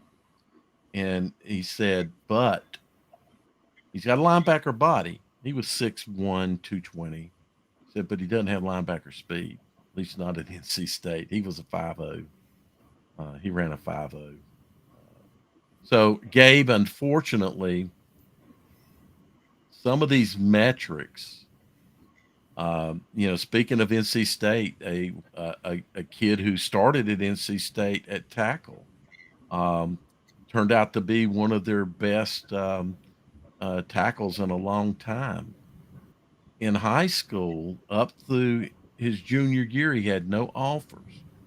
He happened to be at a camp, and he was 6'4" at the time, 6'4". But at the camp, he was, they were running some 40s, and they saw his 40 time. And they were all of a sudden and saw how athletically he could run that 40. And they knew he wasn't, a wide receiver. He could run with wide receivers. They knew that, oh man, that kid's body, that weight, we'll be able to put something on him. We can make him a player. Up until that point, he had no offers, and NC State offered him at that camp. Coach, I'm sure you see these things. What do you tell a kid who is having a great season, but he has no offers? Well, you got to realize, I mean, these people got the whole nation that they can recruit, and so they see a lot of great athletes. We're sometimes blinded by our own love for that kid and that kind of stuff. But as long as they get a chance to play on the next level, I think any way they can, that's going to help them. But those guys, they're very truthful with you. I mean, that's their job. That's what they're supposed to do because they want to keep their job. So they're going to tell you, this young man can walk on, but he's not good enough to be here at this school, right now. And so, but all you can do is just keep the young man saying, hey, find another way to play at the next level and see what happens. And just see, that's what I try and do because there's a lot of good football played at the D3, D2 level, all that kind of stuff. I just love watching D2 football. Exactly. Yeah, my son ended up being offered by Davidson. Okay. Must be very smart, young man. Take after you. Huh? Yeah. And so that's another thing I tell kids is Avert asked him to come up and play. And when Avert was very expensive, but Avert said, as they looked down his, oh, come on, Dale, his, why can't I think of, his sheet on school and everything. And I don't know why I can't think of the word. Anyway, as they look down at his grades and his SAT score and et cetera, the coach told me, he said, we can get him money that'll cover his expense here. We can get money because the school is trying to also bring in athletes with good grades. So there are other ways to play. And really, I think for me, what I tell kids is, one, you really need to determine, do you want to play? And if you're not getting offers, you're probably not going to, you might sneak on somewhere and you might be the greatest thing and make it to the NFL, but your chances in the NFL are probably not there. But if you have an opportunity to go to college and learn something and play football, it doesn't have to be at a Power 5 school. You can do it at a D2 school or a D3 school if you're wanting to play. Yes. It's got to be about the love that you have. And with the transfer portal, which hurts recruiting, but the transfer portal can also help a kid like that gets into college somewhere and then starts producing, improving that I can play at a Power 5 school. Yes, sir. So the Power 5, we interviewed Coach Mac Brown last week, and one of the things was talking about is the transfer portal. And as Coach Mac Brown put it, he said, we're trying to recruit North Carolina players. I think he said they have 26 that they'll be, high school players, and we have 26 coming in. But we also have to use the portal. Everybody has to use it because you can bring a player in that's got experience. He fills a need. You don't have to go through that whole initial, freshman learning stuff, you can bring them in, plug them in, and play. Yes, sir. So I'm not a fan of the portal, but it's here. What do you think about the NIL, Coach? I hope it never gets to high school. I know there's talk of that. You take a little community like us, what do we have to, offer as far as money to anybody to ever play? I hope it never happens. It really is going to make it a tough situation. So if it's happening, I'm not a fan of it either. But I'm also one that tries to adopt or adapt, excuse me, not adopt, adapt. Those are two different words with totally different meanings. Adopt means you want it and you're going to bring it in. Adapt means it's here and I'll find a way to live with it, right? Yes. If it's in Virginia and it's in, well, for us, the bigger things is South Carolina and Georgia are two states that touch North Carolina physically. Now, granted, Georgia's way up in the west, but the NIL's appearing more and more states. Do you think that, let's say Virginia has it, Tennessee has it, Georgia has it, South Carolina has it? Do you think that North Carolina should not offer it? 90% of the 90% of the states, let's say, have it. Now, I would like to see it just not appear. Correct. But once it becomes so prominent, do you think it's something that you could adapt to? Well, it's like I said, you take a small community like ours. I don't know how we can possibly. We don't have a whole lot of. It's a farming community, so we don't have a whole lot of industry here to come up with. I mean, it's no way that if we had a kid that was a D1 prospect and the Wilmington schools had NIL, they're going to come over here and get him. And I don't have anything to offer. Yeah, I don't think, at least I would hope, and especially now that the North Carolina legislature's handling this, I would hope that it's not an LEA deciding thing so that one LEA could have it and one could not, because that would definitely cause movement of those players, even though those players may move anyway. But that's almost like a broom pushing them to go to another LEA. So if Wilmington's got it and you don't, so that would be Hanover County and you don't. So they allow it and you don't. That's not. Personally, I think the state has to say every LEA offers it or none offer it. And if every LEA offers it, then everyone has it. Now it just becomes a matter of who's got the money or where the money, which I don't fully understand where the money comes from. I think I need to learn more about that. But I also have heard that overall the average is rather low for what players make. But I think that average is factoring in all players and not, one individual star that may be bringing money in. I don't like it. I hope it doesn't ever get here, but I know how things sort of run. So yeah, I'm afraid it's going to come our way. Well, I say afraid. I mean, I think it's inevitable now that it will be here. Just a matter of when. The NCHSAA had agreed to. What was the exact wording of that? They were going to look into how to implement it, but they agreed that it should be done. And then when the state legislature has put a hold on that. So we're not going to see it next year, I don't think.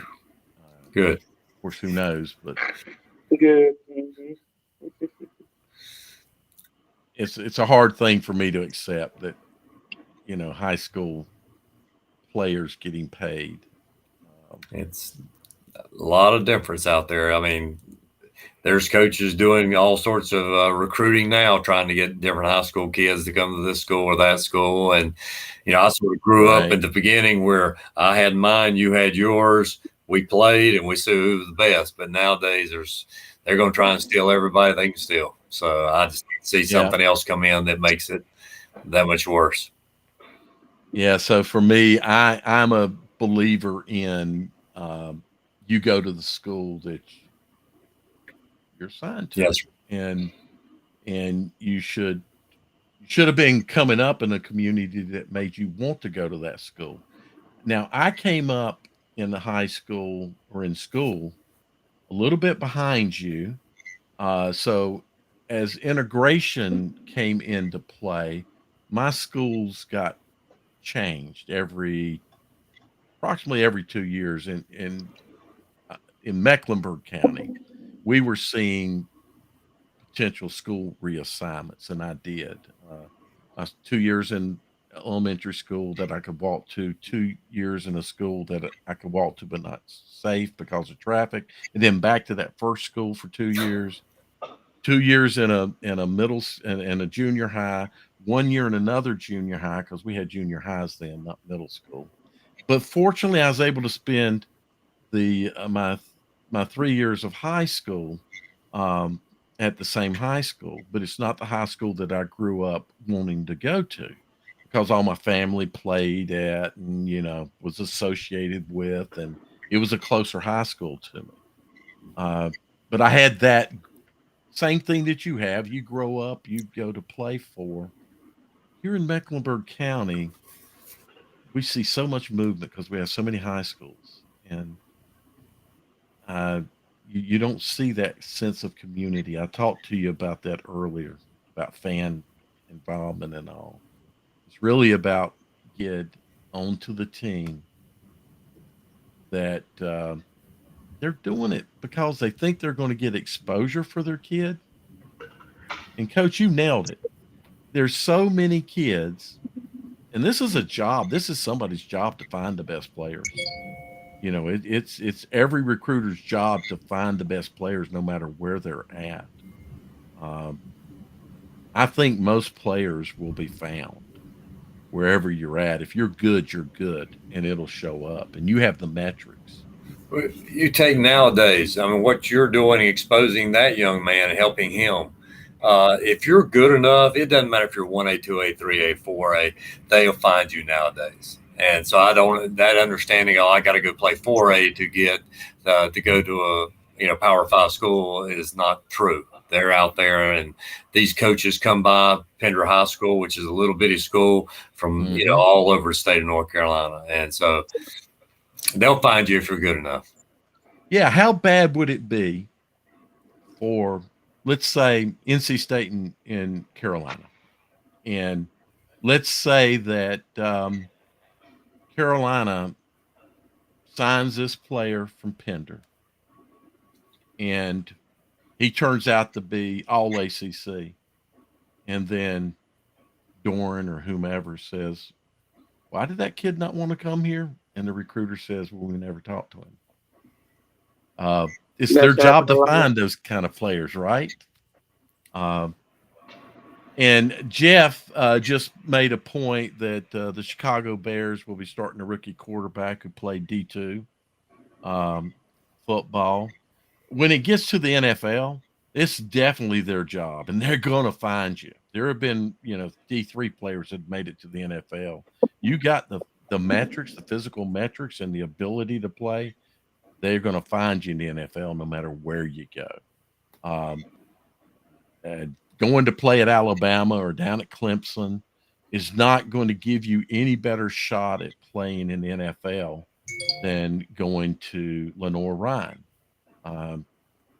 You're going to be found, and unfortunately, with the transfer portal, kids will transfer out of Lenoir-Rhyne and go to NC State, UNC, or somewhere. They'll be found for that now. But yet you can sit there and look at Lenoir-Rhyne right now. They got a guy starting for the New England Patriots, so he was good. Yep. I mean, those guys are coming down and are going to find them too. So, Yep. Exactly. You're going to be found no matter where you go.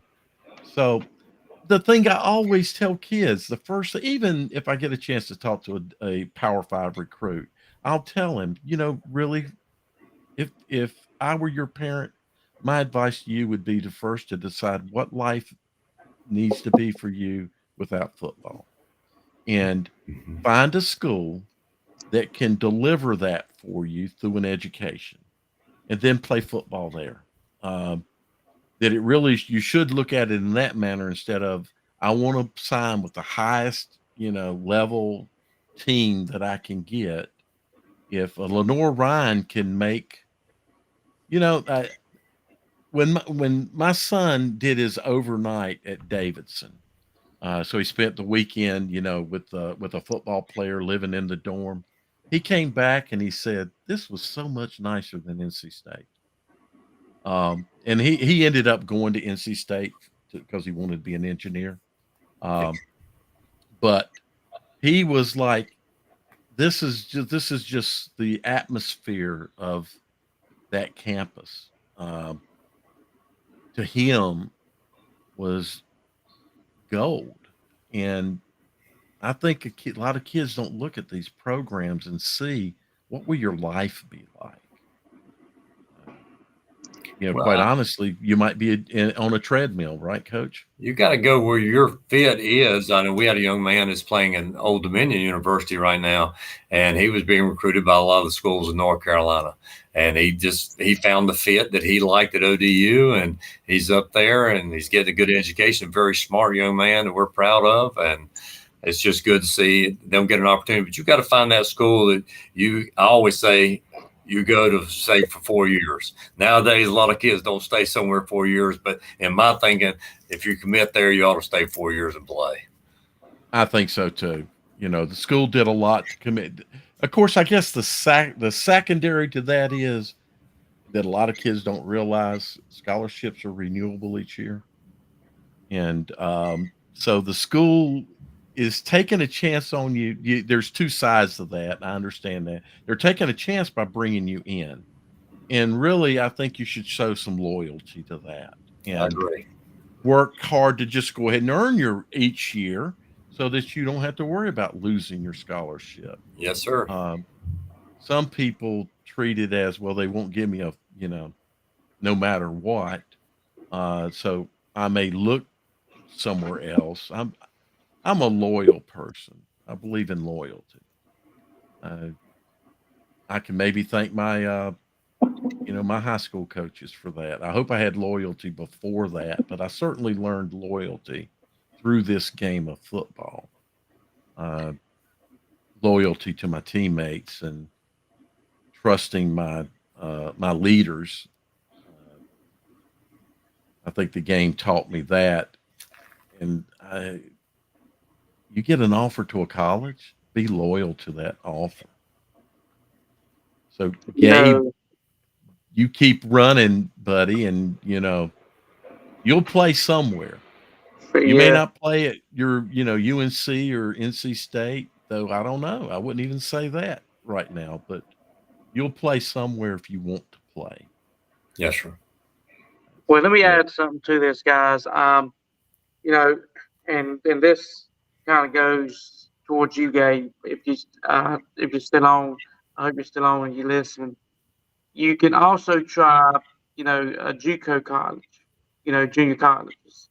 Okay, because I've noticed there's been a lot of players that have left high school, went JUCO for a couple of years. Coach, you probably uh, can attribute to this statement because I know I've seen a couple of the boys from James Keener High School down here that went to JUCO and then they end up going to West Virginia or Oklahoma or somewhere like that.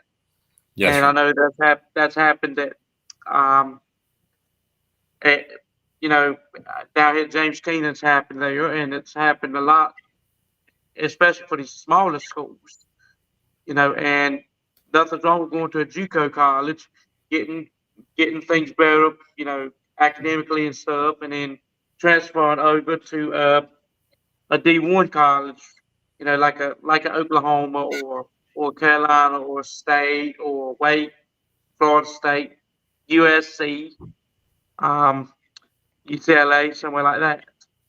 So Gabe, just keep it up, and even think of maybe trying a JUCO college, cause that's the same thing as like a transfer portal anyway. When you get out of JUCO, you can go to uh, maybe a D1.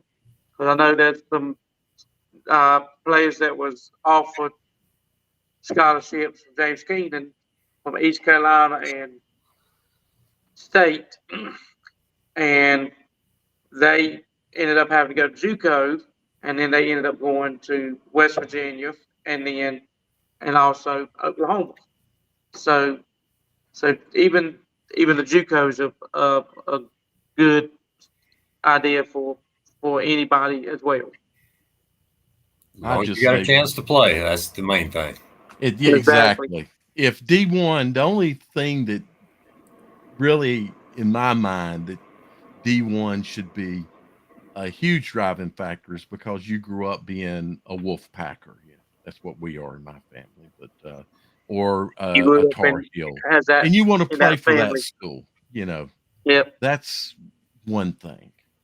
Other than that, you got to make a decision that's going to be life impacting beyond football. Benefit for you and your family. Yeah. So, well, for you, I mean, right now it's a thing about what's going to help you through life, and you probably will get more. I don't know. I hate to say this, but I just seem to believe through my interaction with coaches that you might get a little more attention as a human at a D2 school than you will at a big university, unless you are a star player. I'm not saying coaches don't care about the players, but they've got so many players they've got to care about at a D1 program. And they got 4 and 5 star athletes. Right. Are they going to help you? Are they going to help you with life? Because really, even if you're playing at a D1 school, you're playing for Alabama and starting on the offensive line. No guarantee you're going to be playing in the NFL. And how will those coaches feel about you when you blow your knee out and you can't play anymore? Yeah, sure.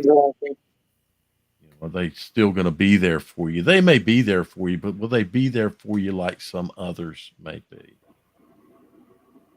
Well, I think that D2 college level has got so much of that hometown type atmosphere to it. You are somebody that on campus they talk to you, and there's nothing like D2 football, in my opinion. I agree. I enjoy D2 football. It's like a step up. It's like a powered, amped up high school. I'm talking about the atmosphere, not the quality of play. There's very good football played at the D2 level. Those are kids that just somebody didn't quite believe could make D1 because maybe they don't have the metrics they're looking for. They're not tall enough. So they can't play at one of the Power 5 schools because of that. None of the recruiters have told me that with this transfer portal, they're getting kids in. But what's happening, they're not recruiting as many high school kids as those kids are falling down. There's more of them falling into D2.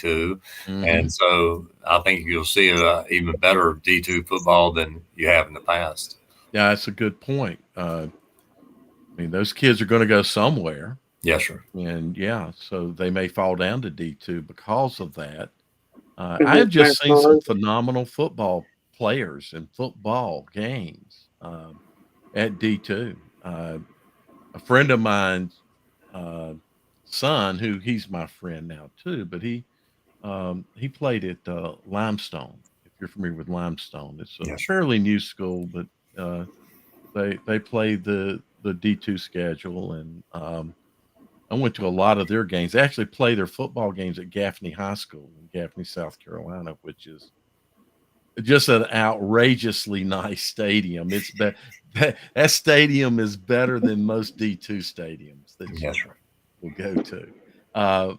But the football games, I'm going to tell you, were just as exciting as watching a State Carolina go at it. It was they're all of equal talent to each other, the Yes, sir. players. So the quality of football is going to be good. And honestly, they're just a slight difference in their quality than the D1 players. So yeah, It's great that, football. yeah, Might be a exactly. good That idea one day. They ought to find or to maybe see if we can get a D2 or D3 coach, to come on and talk about the experiences and the difference between the D1s and the D2s and the D3s and athletes in those programs. well, the one thing I found in a couple of interviews with Coach Mac Brown, who's not a D2 coach by any means, is now I'm a Wolfpacker through and through, but I tell you, I enjoyed listening to that man talk. Um, he seems to have the concerns that you would want a coach to have. Um, I can see why he's a good recruiter. The man's got the gift of gab. Well, I think he's very sincere. What he's done for high school football in the state of North Carolina, I don't know anybody that can say Mike Brown has been the best I've ever been around as far as making the high school football coach in North Carolina feel very important. I mean, think so. he comes out and he treats you like somebody. He's unbelievable. Yeah, I think so. And he says that's because his father was a coach. And so he grew up in that atmosphere. Um, did y'all know that he played at Florida State? Maybe you did. And We're number 33. So he was about. I did not know that until today. I don't know why, but I guess because I'm not a Tar Heel fan. I don't know his deep history. I remember when he was at Carolina before, but somebody shared a post today that was him at, and he told us about his high school, growing up in Middle Tennessee, and his father being a high school coach, and because we raised the point about how he's done so much for high school in North Carolina, and so he addressed that. But then, lo and behold, I see a post yesterday, maybe, of him wearing number 33. So I guess he was a fullback because back then you wore your numbers according to your position. You saw a 6 on a guy, you knew he was a guard. He wasn't a center unless he had to get shifted over. But he wore number 33 and looked like a fullback. So I'm assuming he may have been down there when was Burt Reynolds played at Florida State. Yeah, that's right. Burt Reynolds played at Florida State. Joe Namath came from Alabama, right? yeah, Beaver Falls, Pennsylvania. But he went to Alabama, yes. Yeah. So I tell my age, Garrett, when I bring up these people. The only reason I really followed Joe Namath is because my mother liked two quarterbacks. She liked Roman Gabriel and Joe Namath. And I'm sure it's because they were both good looking and not because they were great football players. But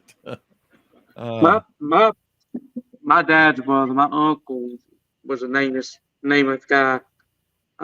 He loved Joe Namath. Me too. And mm-hmm. I know exactly who we're talking about because I follow this stuff to a T. I mean, you talking about Joe Namath and Roman Gabriel and Burt Reynolds, Harry Long, all of those guys. Terry Bradshaw, all of them. I know exactly who all these guys are. Right to Terry go to straight Pitt. up team. Where did Terry Bradshaw go to college? Was it Pitt? Louisiana Tech. Louisiana Tech. That's it. That's right. Because he's got that. That good. That's right. Exactly. Louisiana Tech. That's right. that one's not buried in my head. But now that Now, where do Roger Staubach go, Dale? um, listen, I've never been a Cowboys fan, though I will accept that Roger Staubach was pretty good. I have no idea. Navy. Huh? Navy. Navy, that's right. Navy. Yeah. No, I know now. I've heard and know, but it's not in my immediately recallable because again, I grew up, I was a Jets fan until 1970 or 70, probably 70. And one of my coaches in Pop Warner uh, had been with the Dolphins. And I thought that was so cool. And I became a Dolphins fan and got real lucky because, Kasaka. yeah, Larry Zonka played there, but that's, Don Shula had Mhm. just come over from the Colts. And then, of course, uh, undefeated season, couple of Super Bowls, and it all worked out. And they were my team until we got the Panthers, and the Dolphins are my number 2 team. Thankfully, I have a number 2 team because my number 1 team ain't making it anymore. We get 1 and 2 teams gonna be playing each other this week. Yeah, exactly. Who Which to root for? Who to root for? who do I root for? Well, it's not a Yeah, matter of who who I to root for. I can root for the Panthers all I want. They're going to lose. the way they're playing, yeah. It's sad to say, but that's just a poor management situation at Charlotte. But I'm sorry, Coach, I get nostalgic about a lot of that old stuff, and I'm not sure how we got on to Joe Namath. Oh, it was because of Coach Mac Brown having played Mhm. at Florida State. But again, Yeah. he is. I got to say, he's a good human. Without question, he's a very good human, and he is concerned about. Actually, he did his good thing with high school coaches back his first time when he was at Carolina. He's when he, it's not like he's doing it now. He really implemented that back then. Uh, he's helped uh, improve that relationship with other colleges and high school. And I don't know, when I talk to coaches, obviously they want their kids to go anywhere, but I probably don't hear as much of a reverence of how coaches treat them like Mac Brown does. His whole staff's like that. I mean, if you go to that football complex, they're going to take care of you. They do a very good job. Okay. The other things I was going to talk about is, last week when we were talking about teams with special seasons and how was it going to go this year or this week, meaning this past weekend. East Gaston and Burns played. And Coach, I don't know if you're familiar with what was going on at East Gaston. I know you have knowledge of this area. I saw they were having a good season. They having a very good season, best in history. Best since 2006, I think, when they lost to West Charlotte, who eventually um, lost in the state championship game. But they played Burns and played Burns close and was actually winning that game up through the third quarter. But Burns is now me. I went to the other game first. I'll say there was also Sun Valley played Weddington, and Sun Valley is also having their best season ever. And I could have had good barbecue going to Shelby and eating at Red Bridges. Coach, do you like barbecue? Oh, yes, sir. Have you been to Red Bridges before? No, sir, I never had.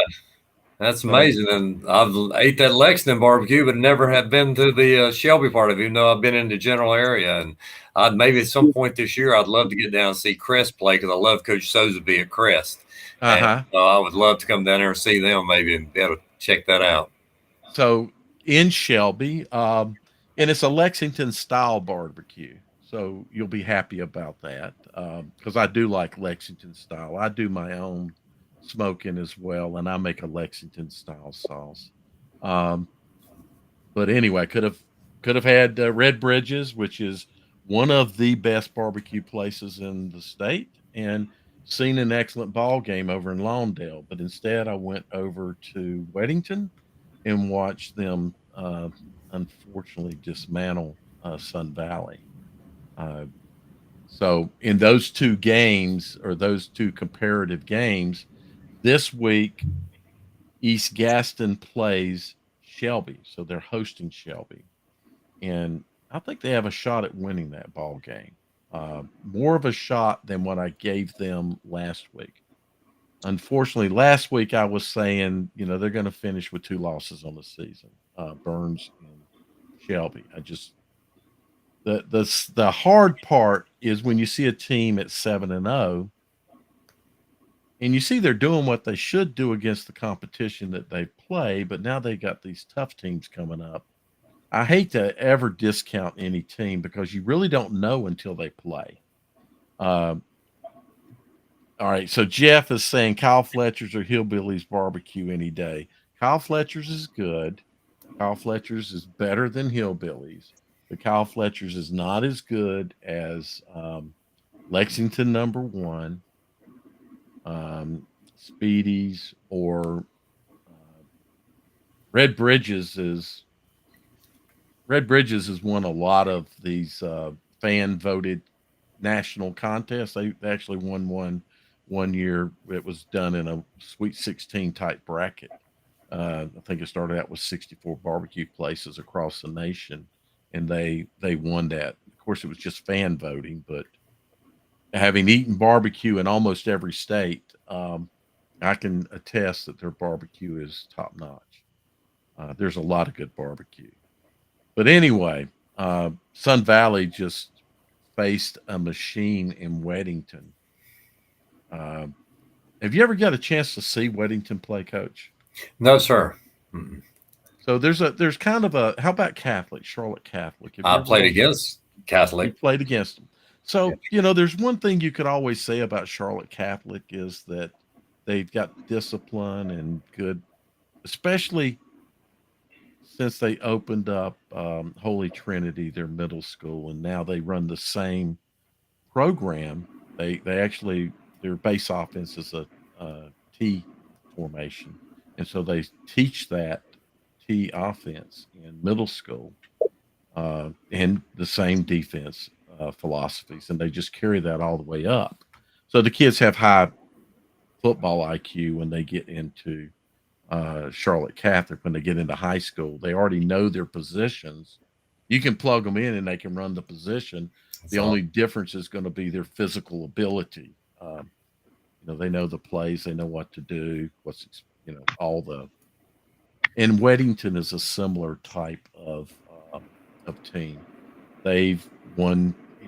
They've been in state championships, won state championship. I think they've got. Someone was telling me they got 5 Power 5 kids on their team this year, and physically they are just they their physicality is just way too much for Sun Valley. So Sun Valley is getting better. Uh, any of the fans out there, I know the head coach's son may still be watching. Um, he's been a long friend for a long time, and I learned last week that one of the problems that program had faced was that prior to the new staff, kids weren't lifting. Kids did not lift weights, and in this area of football, coach, I don't know what it's like with you. Um, oh, Jim's here. I don't know what it's like with you in your area, but in this area, you got to lift weights. Yes, sir. I think most everybody's in the agreement with that, and it's not easy, but it's something you got to do if you want to keep up, because that's where you win. Yeah, we got that mentality drilled in here by Tommy Knotts about even lifting on game day. Yes, sir. You lift, you lift, you lift, and if you aren't doing that, you are going to fall behind the other teams. So that was, for me, that game, I picked just absolutely the wrong game to attend. I thought it would be more competitive. I think Sun Valley's going to have a good season in measures of record, but in measures of competing for a state championship, probably not this season. They had too many injuries. I think they had 4 or 5 key injuries on defense, especially in the secondary. And you hit a team that can throw the ball like Weddington can throw the ball, and you don't have your key secondary players out there. Just like we were talking about earlier, Coach, throwing, and you got to have it on both sides. You got to be able to guard those guys. Yes, sir. So, Jim, as usual, we're just chatting, and Okay. it's gone on a long time. And Well, I know I got a couple connections with Coach Eanes. I know Coach was over at Orange High School. I live 5 minutes from Orange High School, and I was actually at a community meeting with one of your former offensive linemen at Orange High School, Scott Ray. I don't know if you remember Scott or not. He was a very good center and a great young man. Yeah, he's not quite as young anymore. So, yeah, he's doing pretty well. To me, he's always young. So. There you go. And you're out of Davie County, aren't you? Yes, sir. War Eagle. Okay, I gotcha. And the other connection I have is, of course, I'm from the town of Albemarle, and I know you coached at Albemarle High School for a while. I was a North Stanley kid, but my mother was the art teacher at Albemarle until '88, and Carol Hopkins became the art teacher then. So Mom was the art teacher in the middle school and the elementary schools when you were there. Very good community. Yeah, yeah. Where'd you live when you were in Albemarle? Right beside Coach Webb. I can't remember the name of the road, but it's right. It wasn't but a couple blocks away from the school, but right beside Coach Webb. I know exactly where he is. Yeah. He, matter of fact, came over. We'd talk single wing blocking and stuff like that. And it was a pleasure to get to know him. I mean, he was a legend in the town. I learned a lot from him. He was a left-handed golfer. I play golf left-handed. And I learned some other habits that I probably will regret learning. But he was a good man. He was a really good man. And yes, I mean, it wasn't probably one of the ugliest golf shots you ever see, but he had like a 7 or 8 handicap, which was pretty good, So. Coach, that Clover, South Carolina, back in the early 2000s, made a name of themselves running the single wing offense. We don't see that offense ran often. And then the offensive coordinator, Coach Martin, came to Charlotte and ran that single wing at South Mecklenburg. And it's funny because Langston Works, the Observer writer, kept calling it the wing T because it had wing in the middle or in the name. I'm like, there's no similarity between the two. The best way I could explain the single wing to Langston was a lot of bodies at the point of attack. Deep post check trap. I mean, unbalanced line to one side. Yep. I always liked the Buck series. That was my favorite. Or not the Buck Spin series was my favorite out of all that.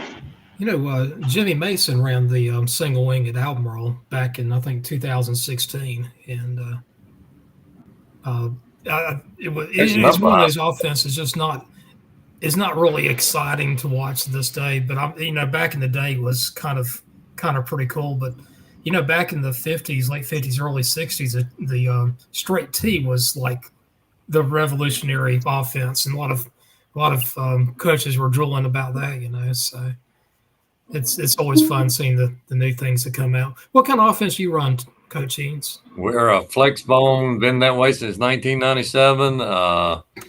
I grew up, like I said, with Pete Stout and some of those, and we were a wishbone type team, and we were just trying to find ways to get people out of the box. And Paul Johnson had taken job at Georgia Southern, and so I went down there and sat down with him and let him talk to me a little bit and give me some ideas. And we kept going down there to their camps. And then my son worked under Jeff Monken at Georgia Southern, and he came back and he's been my offensive coordinator. But we've run it, like I said, ever since 1997, and it's I wouldn't do anything else. I just love it to death, and we've been very proficient at running the football. So. There's a South Point that does the it used to be famous for the flex band. I think South flex. Granville does. Still are. something Not like that. used to be. They still still are. are. John Devine and Mickey Lineberger and Mhm. now Coach Hodge, I believe it is. Yeah, they're all great people, and what a community that is, and they run it very, very well. Yeah, they call it the Red Hobgood Bone. from Coach Hobgood from South Granville runs variations of that over the years. I always enjoy watching his team play. But anyway, well, just out of curiosity, you've been all over the state. I know you've been up in Pilot Mountain, you've been Orange, you've been in the coast. Who has the best barbecue?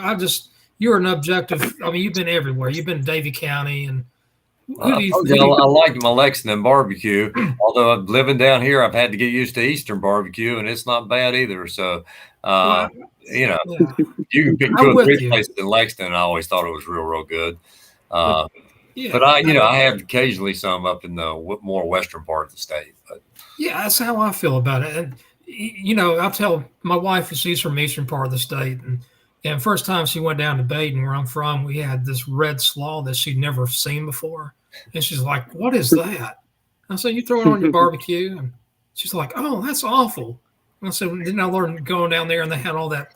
They just I think they put a little bit of 4 ounces of barbecue, and they suck in this vinegar vat, and then they drain it or whatever. And I mean, that's not good Eastern either, Jim. Because really good Eastern, it's the whole pig. It's the whole pig. The distinct difference between Lexington or Piedmont, more generalized Piedmont style, is that here in Piedmont we do shoulders and butts, and in the Eastern, if it's real Eastern, it's the whole pig.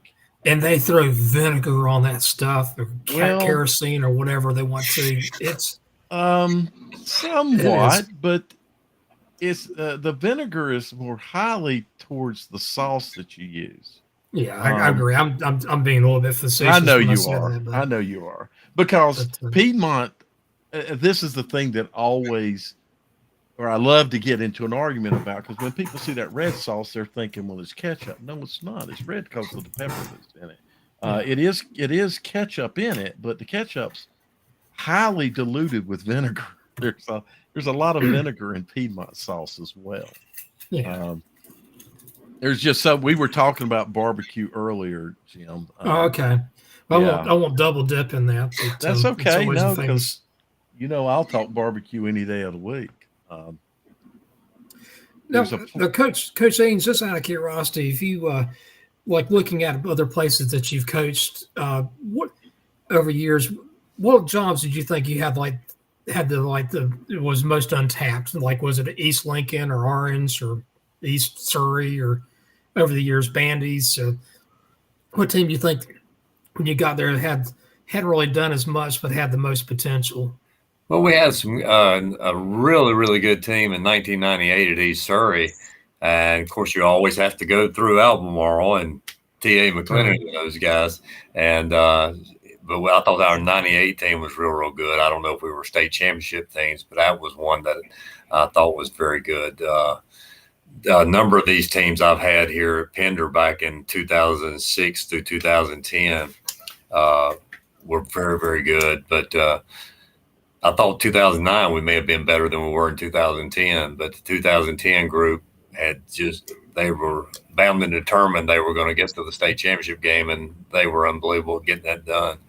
Those two places, I had some, my last couple of years at Patton were very, very enjoyable. Those guys really stepped up. We weren't state championship material, but those guys went beyond. And I think in high school coaching, you have to look at it. You're not going to win a ton of state championships usually, but can you take what you have and maybe make it as good as you possibly can? Yeah. And that's very, very important, because it's not all, you aren't always going to have a ton of talent. So you better take what you got and make it as good as you can and coach it up. Well, that was a 2010 team that played Albemarle for the 1AA state championship. Yes. I think it was a place called Pender, and I think you were the coach there. You guys, I mean, I saw you guys play that night, and it was over in Chapel Hill, and you guys played a really good game. And I'll tell you what, the Albemarle kids were bigger, they were faster, but you guys played with so much heart that day. I mean, it was just, those kids looked like you were having so much fun out there. They really were. When that group came in as freshmen, we always in the spring get them together and talk to them a little bit. And that group said, we want to get to the state championship game, because Pender had never even been until 2006 to an Eastern championship. And they said they were going to get to the state championship. And what did it take to do that? And I said, just listen and do what we say and you'll be there. And that group of kids was bound and determined they were going to get there. It was unbelievable.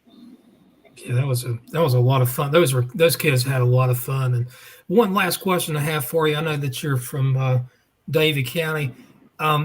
If Davie County ever split into two high schools, first thing, do you think there's any possibility of that happening anytime soon with all the growth going on? And they just built that brand new Taj Mahal out there, so I wouldn't think it would be happening. But I don't come back there quite as often. My parents are still living there, and I get back occasionally. But I hope not. I hope Davie County always stays one high school, and something special about being a War Eagle. And I just hope it never happens. But I have fond memories there, and like I said, my parents still live right about one block behind the old high school stadium. So that's where we live. And they're 94 years old and still keep up with the scores. So remember, it was a Coolamine. That's off of Highway 801, if I remember correctly. That's been a long time ago. I used to go up there, but that's a fun area. I think what Davie County High School is about 1,500 kids. There's 1,400 or so. So you can probably do some more growth. But a long time ago, I think it was back in the 60s, Davie County was actually the Rebels. Yes, sir. We were the first class in 1970 at Davie County to be the War Eagles. Up till 1969, they were the Rebels. And you guys played in the same conference with us, North Stanley. Oh, yes, sir. That was back in the WNCHSEA days. I remember we played y'all my senior year. Yes, sir. What position did you play in high school, Coach? I was a quarterback.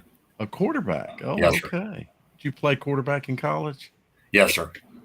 Okay. At Elon. Never got a ton of playing time, but it helped pay for my education. Right, exactly. That's the important part, right? That's what we were talking about earlier.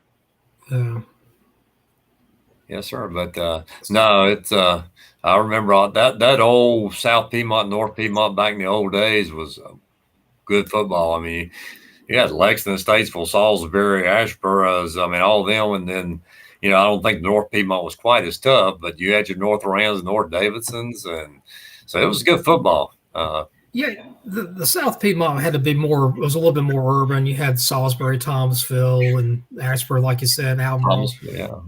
And then the North Piedmont was like the more country schools like North Stanley, North Iredell, South Iredell, Davie County, and stuff. Mooresville. Mooresville back then was actually a kind of a country area. Mooresville from 50 years ago doesn't resemble anything like it is now. No, it doesn't. They had two good running backs in Mooresville back in those days, Mullis and Walker. I mean, those guys, they could run the football. And I remember them. They were very, very good. And DeVore Holman's in Mooresville now as an assistant. I love DeVore. So he's always been a good friend of mine. Oh, yeah, he's a good coach. And I forgot you had, back in the day, West Rowan, North Rowan, East Rowan were in that. East Rowan back in the early 70s had a hell of a football team. I mean, they were really good. They won the Western North Carolina, 69 or so, something like that. I believe so, yeah. And, their coach came back in 87 that won that championship, and he coached from, I think, 87 to 95. I can't think the guy's name to save my life. But I I could can't probably think look of it right at up. the moment. No. Yeah, I couldn't help with that at all. But I mean, there was some pretty good rivalries back then. Who was your biggest opponent in David County? Would have been like something like North Davison or Mooresville or Mooresville, because I mean we had some shootouts. We played Mooresville over there my senior year, and upset them 28-24. And that year, the only game we lost was at North Rowan, and then we played Mooresville at our place in the playoffs, and lost that game to them in the playoffs. gotcha. So I always thought that Mooresville's always been a very special town. I thought for football, they really embrace it, and so they were tough. North Rowan always had unbelievable athletes for back in the early 70s. Coach Thomason was over there, and those guys could run. And trying to think who else was really, really good back then. But Yeah, well, that talent back then was kind of like it was a little bit cyclical. South Rowan would eventually go back. They would go from the South Piedmont to the North Piedmont after the 72 season. Coach Klein is who I was thinking of. W.A. Klein was at East Rowan. yeah. And then he came back in the late 80s and stayed there for about 8 or 9 years. But He was there with Yates and Yarborough in the late 60s. That had a great passing combination. yes, sir, you're exactly right. That was just that was some fun times there. How often, like when y'all were playing back when you were in high school, how many times did you throw the ball on a given I night? think about maybe 12 on a real hot night, maybe 14. It wasn't very much because when I came out of high school, I thought, well, when I become a head coach someday, only run I'm ever going to have is running on the field. Other than that, I'm going to throw it all over the place. And then I started getting kids that couldn't throw and hit a wall 5 feet away. And I said, maybe we better think about running the football. So that sort of became the philosophies and why we do what we do. But I always enjoyed being a passer because they always told me back then I was still about almost 6'2", and they always say, well, you're too big back in the early 70s to be a quarterback and all this kind of stuff. And Yeah. so I wasn't known for my running. I was known a little bit better for my arm, I guess. I'm not known for my arm or my running, but What offense did you run in high school? Mostly, and it was basically 3 yards, cloud of dust type situations. Most Right. people I did back then, and a little bit of split back type stuff. But we threw the ball, I think, at the end of the season. We'd thrown it for 124 times in my senior year. oh wow. That's all. And nowadays, that's about 2 games for high school teams. Yeah, exactly. So, but Wow. Well, I don't want to ask any more questions. Coach Ains, thank you so much for thank you. talking. I always wanted to talk to you because we had a couple of connections. So. Well, I want to thank y'all for what y'all do for high school sports and the exposure you give them and the help. Just game of football is very important, and we appreciate all y'all do. And I got to get back because I got a ball game here in a couple hours. So we play on Thursday because of the rain coming in. So, but I appreciate y'all having me. Coach, right, brother, anytime you might like to talk, please reach out. Any player that you would like to get some exposure like we did with the highlight film. Like I told you, we just want to try to make everybody's experience. That's great. And I enjoyed going back through memory lane with you talking about the old days. Me too, Coach. Me too. Thank you. Thank you. Yes, sir. Take care, brother. Okay. Yes, sir. Bye-bye. Bye-bye. So, Jim, I was recapping my poor decision to go to the Sun Valley game versus going to Lawndale to watch Burns and East Gaston play.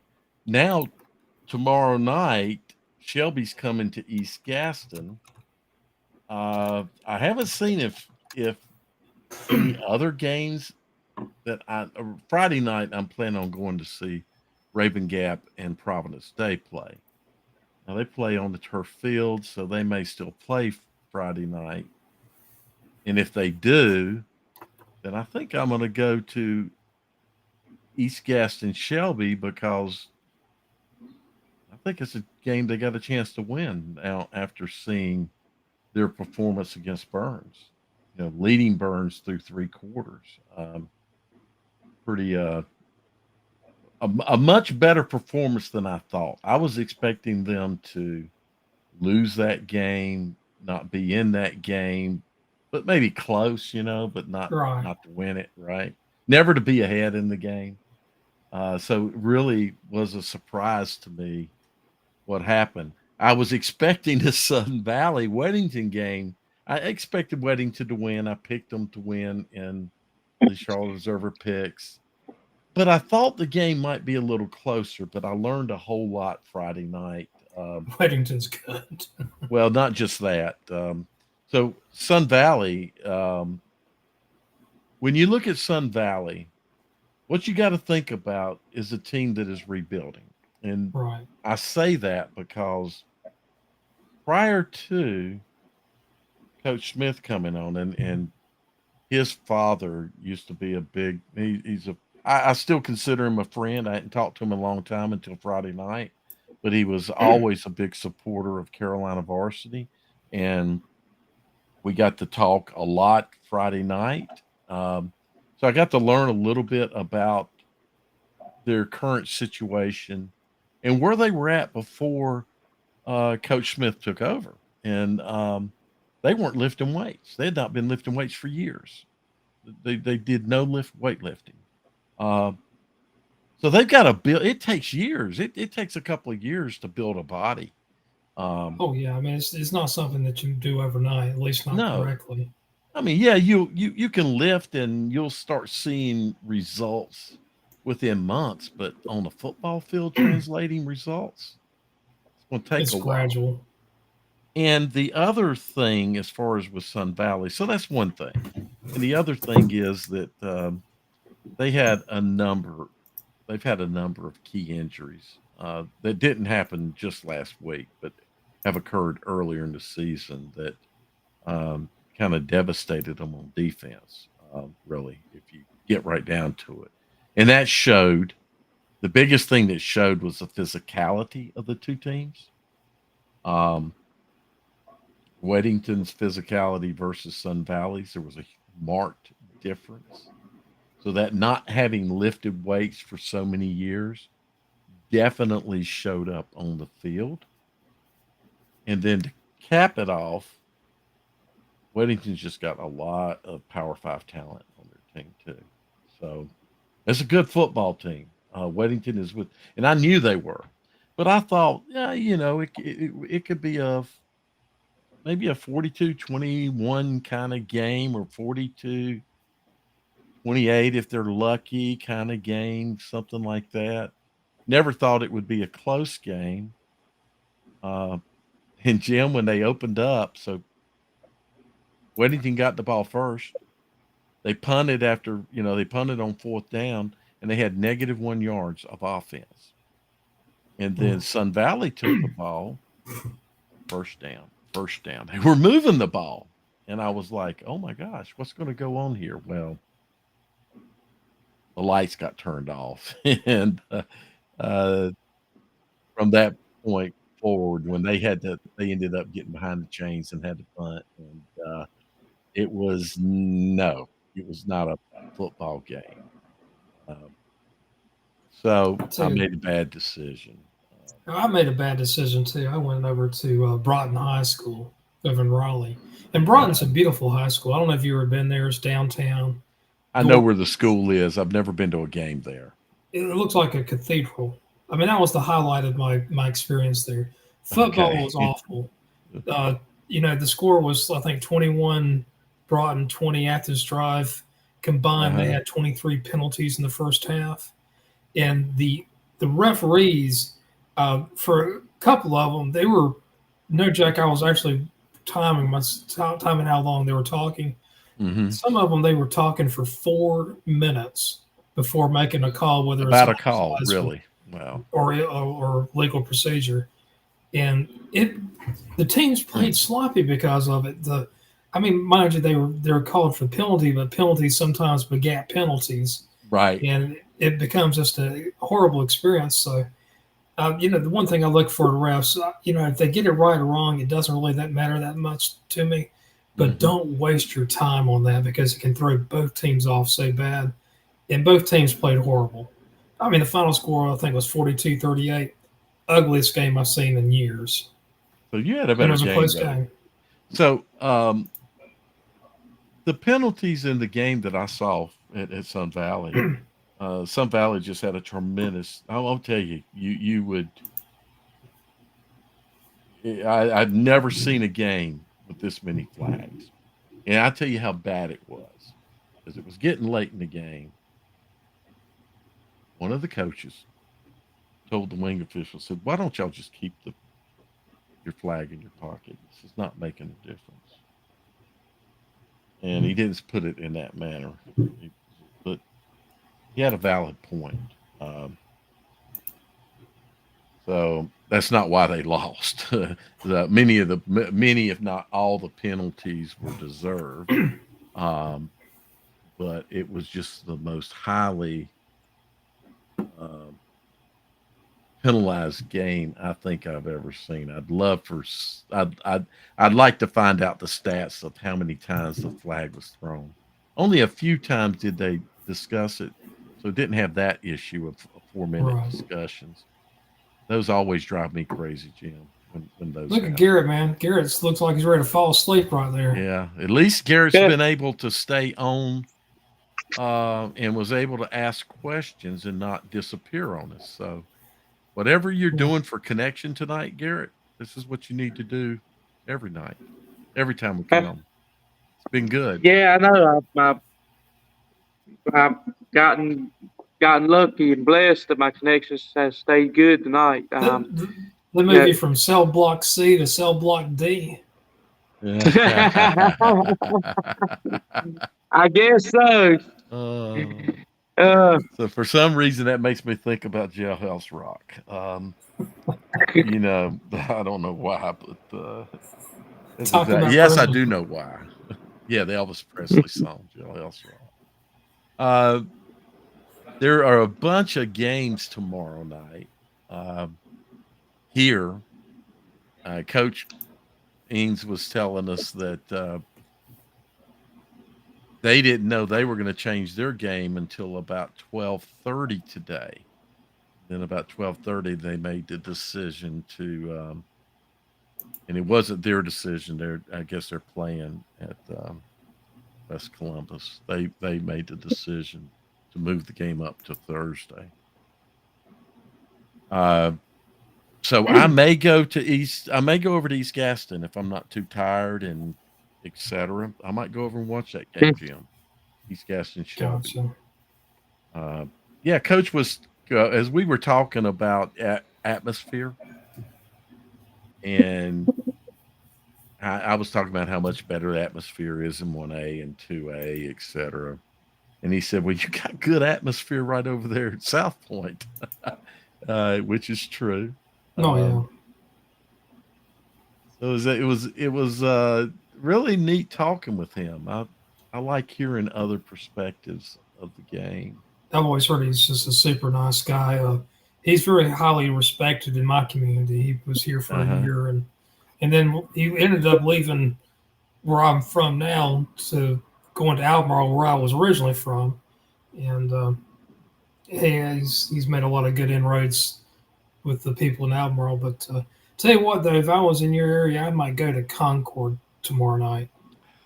Concord Northwest Cabarrus. J.M. Robinson versus. I mean J.M. Robinson. Excuse me. Yeah.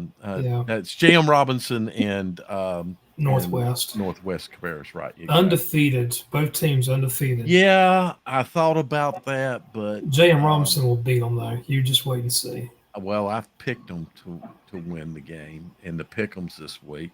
I think our pick'ems are out. I picked Robinson, and after picking it, I'm thinking, oh my gosh, I may have gotten this one wrong, though I don't care. But I think that's going to be a highly competitive game, Jim. And Northwest Cabarrus may pull the win out, but I picked Robinson. Yeah. I'm glad to hear you did too. That makes me feel a little better about my pick. I think Jaden Robinson will win probably by 7 to 9, 10 points. Okay. I would expect it's going to be somewhere in a one-score game range. Could stretch to two, including Because field Northwest has goal. got a. I mean, Jaden Robinson's got a great offense and pretty good defense. Yeah. And it's like Northwest Cabarrus, pretty good offense, pretty good defense. I don't know. I think it's going to be a fun game to watch. Yeah, I think it'll be a good game. But for me, it's easier to get over to East Gaston, even though Who's I that? have to Mount go with. Holly. Yeah, exactly. So Yeah. I can get over to East Gaston easily. Concord, because of traffic, everybody working, and it's true going over to Gaston County. People working in Charlotte go back to Gaston County, and you have to deal with that traffic. But it's not. I can find other ways to get over to Mount Holly without getting on 85 as well. So Gotcha. that, and I don't know. I want a good game, and hopefully that's going to be a good game. But Northwest Cabarrus and Robinson will be a good game too. Are they playing tomorrow night? Tomorrow night, Concord and Robinson. They are playing They are playing tomorrow night. tomorrow night. Okay. I'm looking in my area. There's some games in Alamance County that are playing tomorrow night. Mhm. And basically everything in Wake County, Durham, and Orange, and so forth are in or Friday night, which I'm not going to be able to attend. Friday night, I'm going to watch Providence Day and Raven Gap. Oh, that's going to be a heck of a game. That should be Raven Gap is just as good as Providence Day. I actually think Raven Gap might be just a teeny bit better than Providence Day. I don't know. It's going to be pretty close. So it brought up an interesting point on our show this week on Talking Preps,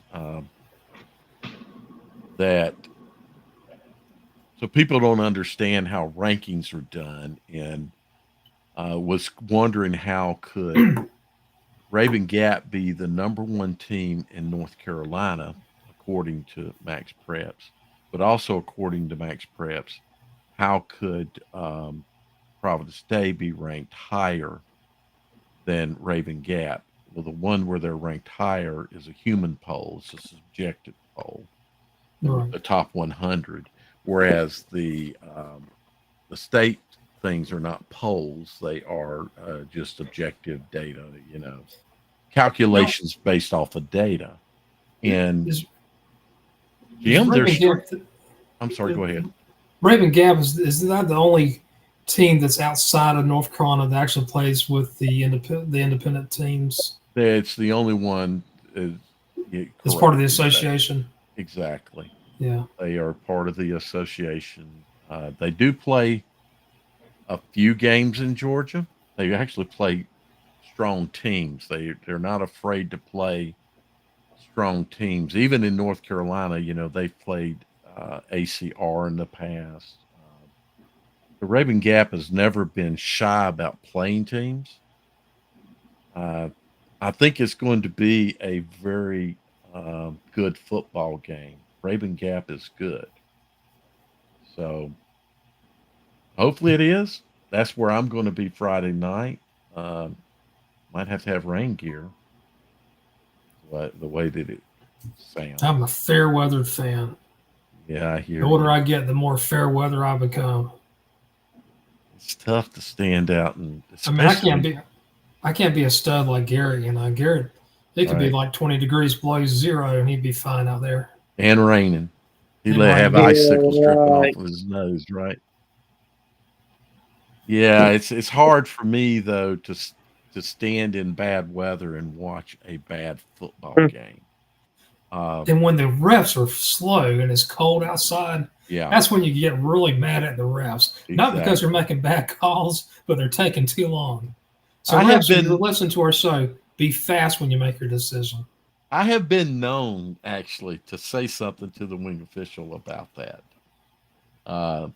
Usually if I kind of know, or I may not know them by name, but I've seen them so many times that we know each other.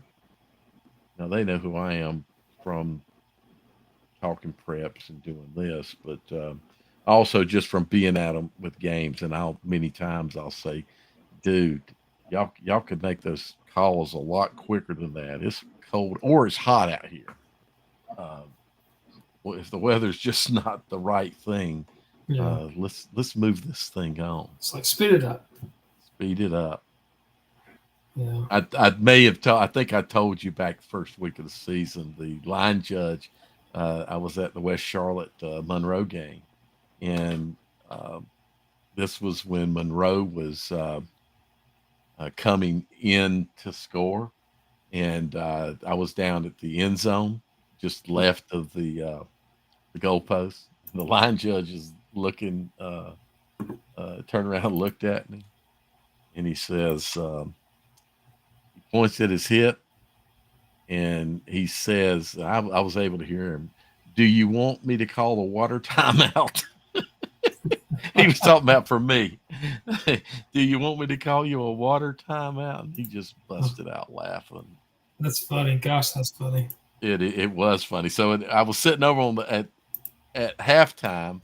I went over and sat down on the West Charlotte bench, and officials always go to the home side because they give them a hot dog and a drink or something. So maybe this Friday night at West Charlotte, they're going to do fish fry. So they will. They play Chambers. They play Chambers. I picked them to win that game. I don't know. That's going to be another good football game if people are looking for good games. That'll be another good football game this week. Is Chambers and West Charlotte. The rankings thing, Jim, I was going to do this early, but there's 7 people on right now. So back in 2015 and 16, we produced a report called the North Carolina High School Football Report. Did you ever look at that? Oh, I did. I remember that quite well. Lots of people looked at it. I don't have the connection that you have with coaches across the state, but I had coaches across the state that would contact me if the report was not out on Monday morning. Where's it at? So that report, people, it started the season and predicted every game for the entire season, all the way out to the state championships. And then each week it was updated. It also ranked the top offenses, top defenses, top conferences on power, just everything metric that you could think of based on data that we have. Couldn't tell you the best rushing teams because coaches won't give that information up, or passing teams. It's all based on scores. And by the time we got later in the season, it was predicting on approximately 80% of the games.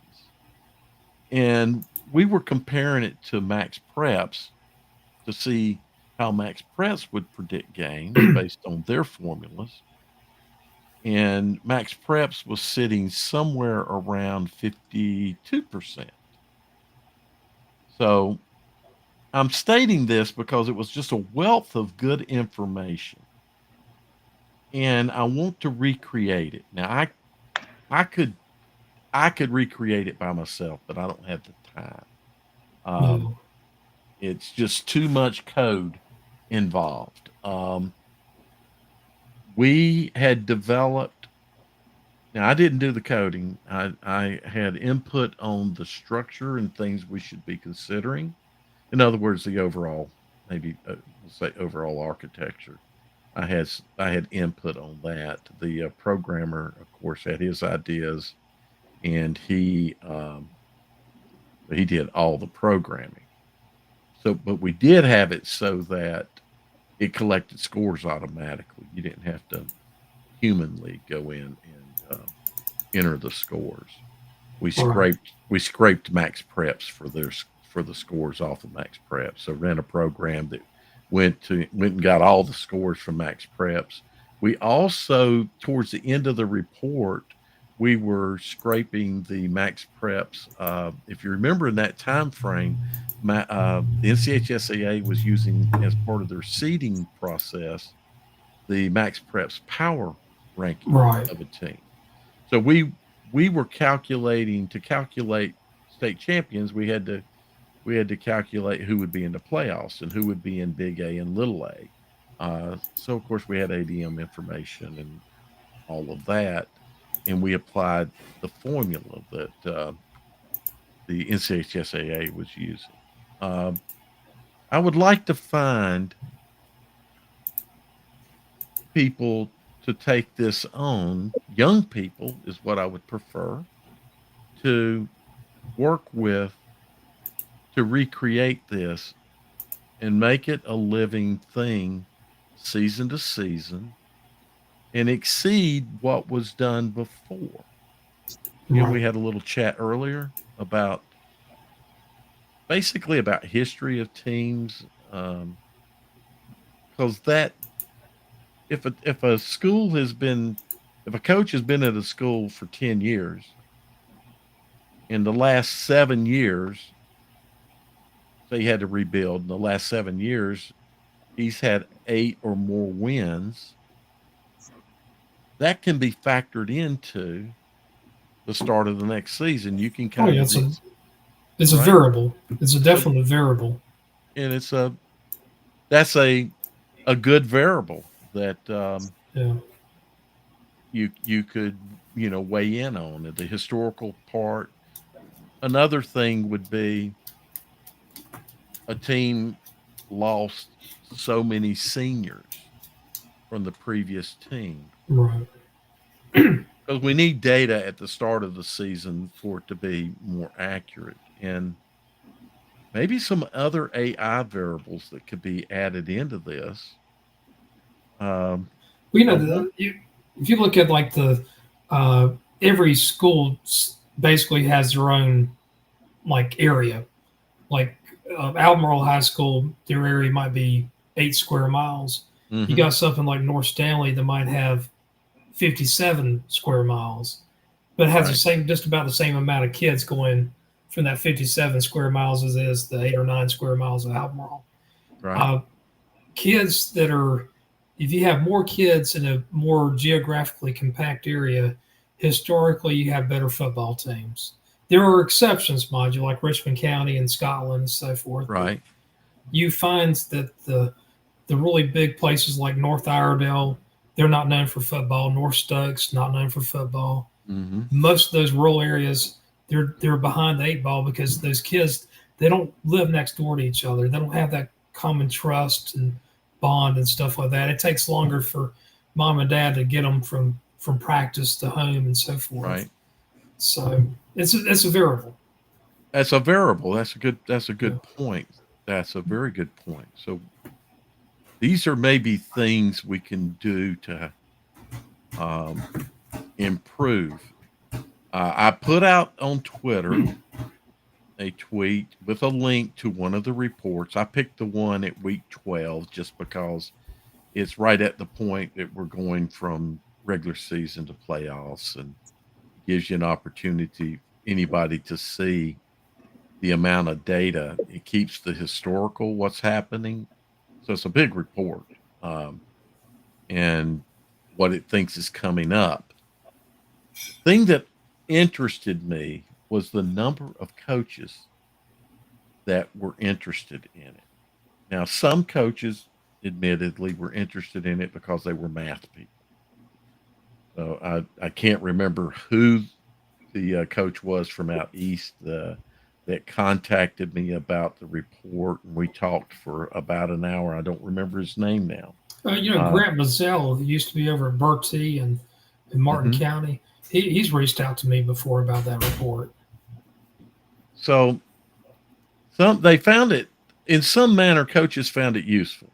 Right. Um, some of it could be stroking. I don't know, but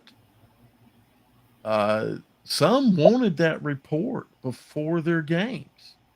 Um, so they found it somewhat useful. I figured it was mainly useful for fans, to give fans a little, another thing to look at.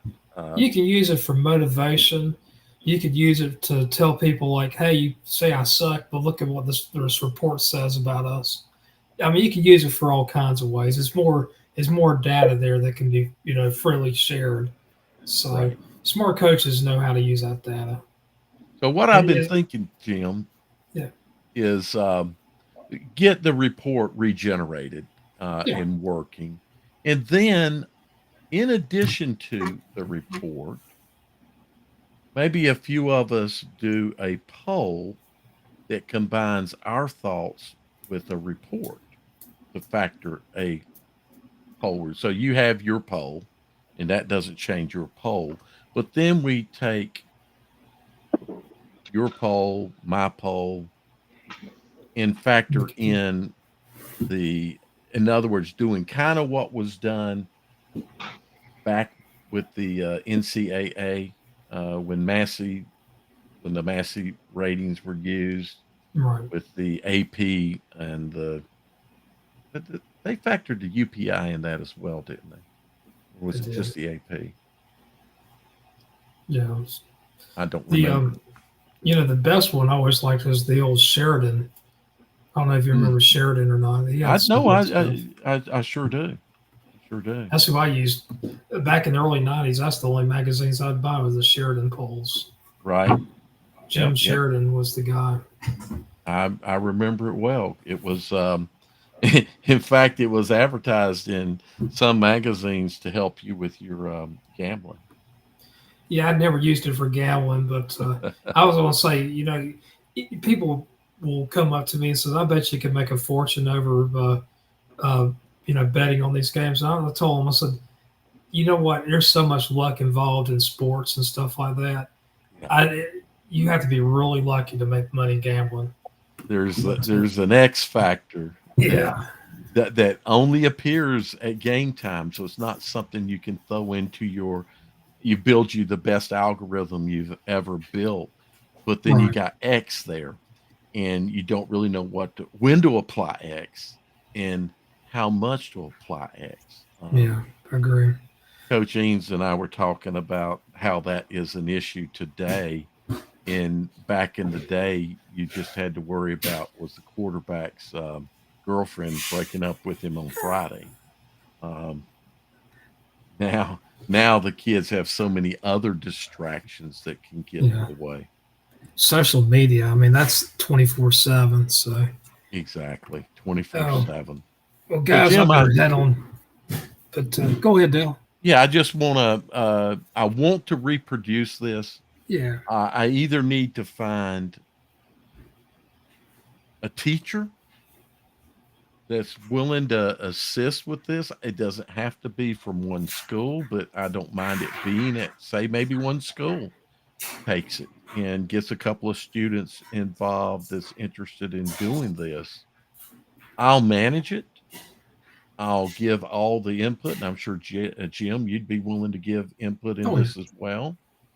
Maybe we can provide some things that some kind of AI can be added in. Oh yeah. And Home. Got home field advantage areas, which, I'll be honest with you, I think home field advantage might not be all that much ananymore as it I used don't to think be. it's what it used to be, Jim. I think. I mean, to me, it may be a point or two, but that's about it.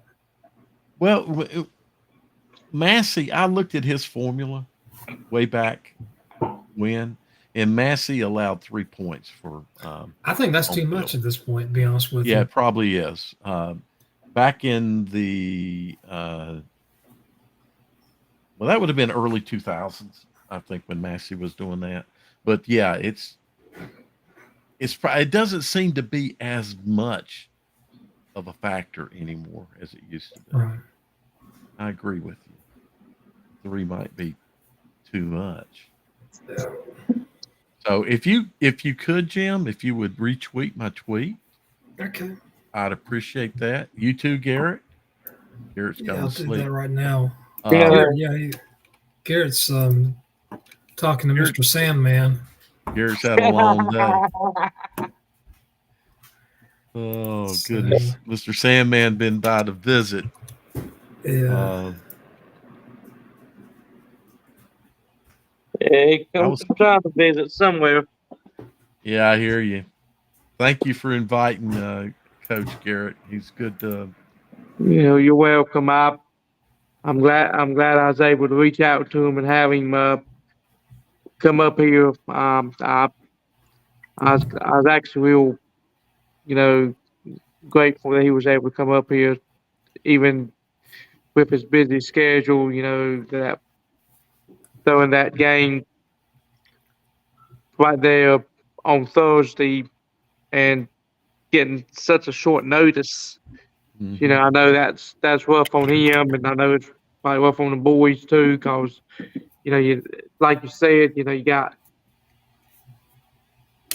3 practices instead of 4, and the fourth one's usually walkthroughs anyway. But it's Well, kind of the biggest thing, and I like the way he addressed this, Garrett, was that we always view it as a disruption in the schedule for the kids. They get a routine, and yep, but as he put it, he said he's found if you just don't tell them about it, it doesn't seem to impact them, which is probably a good thing. yeah. I As mean, they just adults, look at it as another game, or exactly just another day day, right? Versus, oh, I should be going through walkthroughs tonight. Instead, I'm playing a game. They just, oh, I'm Exactly. playing a game. So, And a lot of times they get up more for the games than they do for the practices. no question they get up for the games more than practices. No player loves practice, though a lot of players like practice because it develops them. How do I put, not quite sure how to say that, but a lot of players like to practice because they know what practice gives them. But there's better things they know they could be doing. And the game is just hard not to get up for games.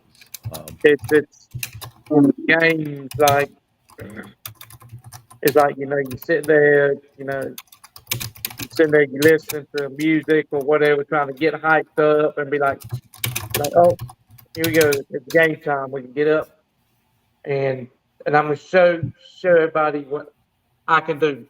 And then when it and then in practice, you only just showing instead of showing the whole world what you can do in a game, or even your best friends, your friends, and blah blah blah. Community. In practice, you just only showing your coach, and it's like they already seen what I can do, so why should I get so hyped up for practice than it is for a game? Well, their attitude better be practices to get better, practices to build better muscle memory, so that you just do things unconsciously, not so much what I'm going to show a coach, because actually that's the thing a coach would look at, is that you're dedicated to practice, to making yourself better. We just got to stop telling kids, that because the game has been moved, your schedule has been disrupted, so you're expected to have an issue. So Coach Eanes' comment on that was refreshingly different. I'm gonna give a little. This right here, this something came from a wise coach for one time. He said, "No matter how much you practice, it's how you execute it in a game that matters. You can practice it all the times, and many times as possible, but if you cannot execute in a game, it ain't gonna really matter." And But if you can't execute it in a game, that means you didn't practice it right. Right. Well, enough. that's true too. Because it's all about muscle memory. You can't think about executing. You just have to do. Um, I mean, that's as a player, I know that to be true. Uh, you can't think about what I'm supposed to do, like that highlight that we were watching. You Right. can't think, okay, I need to look over here. I need to look over there to find the hole. It has to be instinctive that I look here and I look there. So that's really, honestly, that's what practice is for, Garrett. Is If you spend more time thinking, like with that highlight where we saw, if you spend more time thinking, you end up with somebody right down your throat, before you even think about it. Really thinking, oh, I could go out here. No, oh, too late. Here he is. He's number 72 lineman right here in your face. so you don't execute because it's not ingrained in you yet. I mean, really, that's the Repetition. repetition. Yeah. Now you may not execute because the guy, you can execute perfectly, but the guy in front of you is twice as big, twice as fast, and just Right. slams you to the ground. But Yeah. this is why the Holy Trinity situation with Charlotte Catholic. This is why the Union County youth programs in Weddington, because they practice the same stuff over and over from youth to high school to where it's just become like you walking across the floor. You know Yeah. what's interesting is my granddaughter started walking about a month ago. You're already familiar And with it's the been play. interesting to watch her over the last month, right? So she gets the confidence to stand up and take steps, and she's walking with her legs wide apart, and uh, if she turns, she falls, and all these little things that lead to where now she can walk around in a circle like she's spinning, and um, she's not twirling yet, as in dancing, but she can stand up and dance now, and uh, you watch that development, and it's all because she does it more. She walks more, she knows, she learns more about putting her feet, and she learns more when I step on something that's not smooth, I don't fall down. So she steps on one of her toys. And the same thing's true with football, with basketball. The reason I'm not a good golfer is I don't swing a golf club enough. Um, you have to do it over and over and over and over so that when you swing, it's just a natural movement for you. So practice is highly important and leads And to good execution.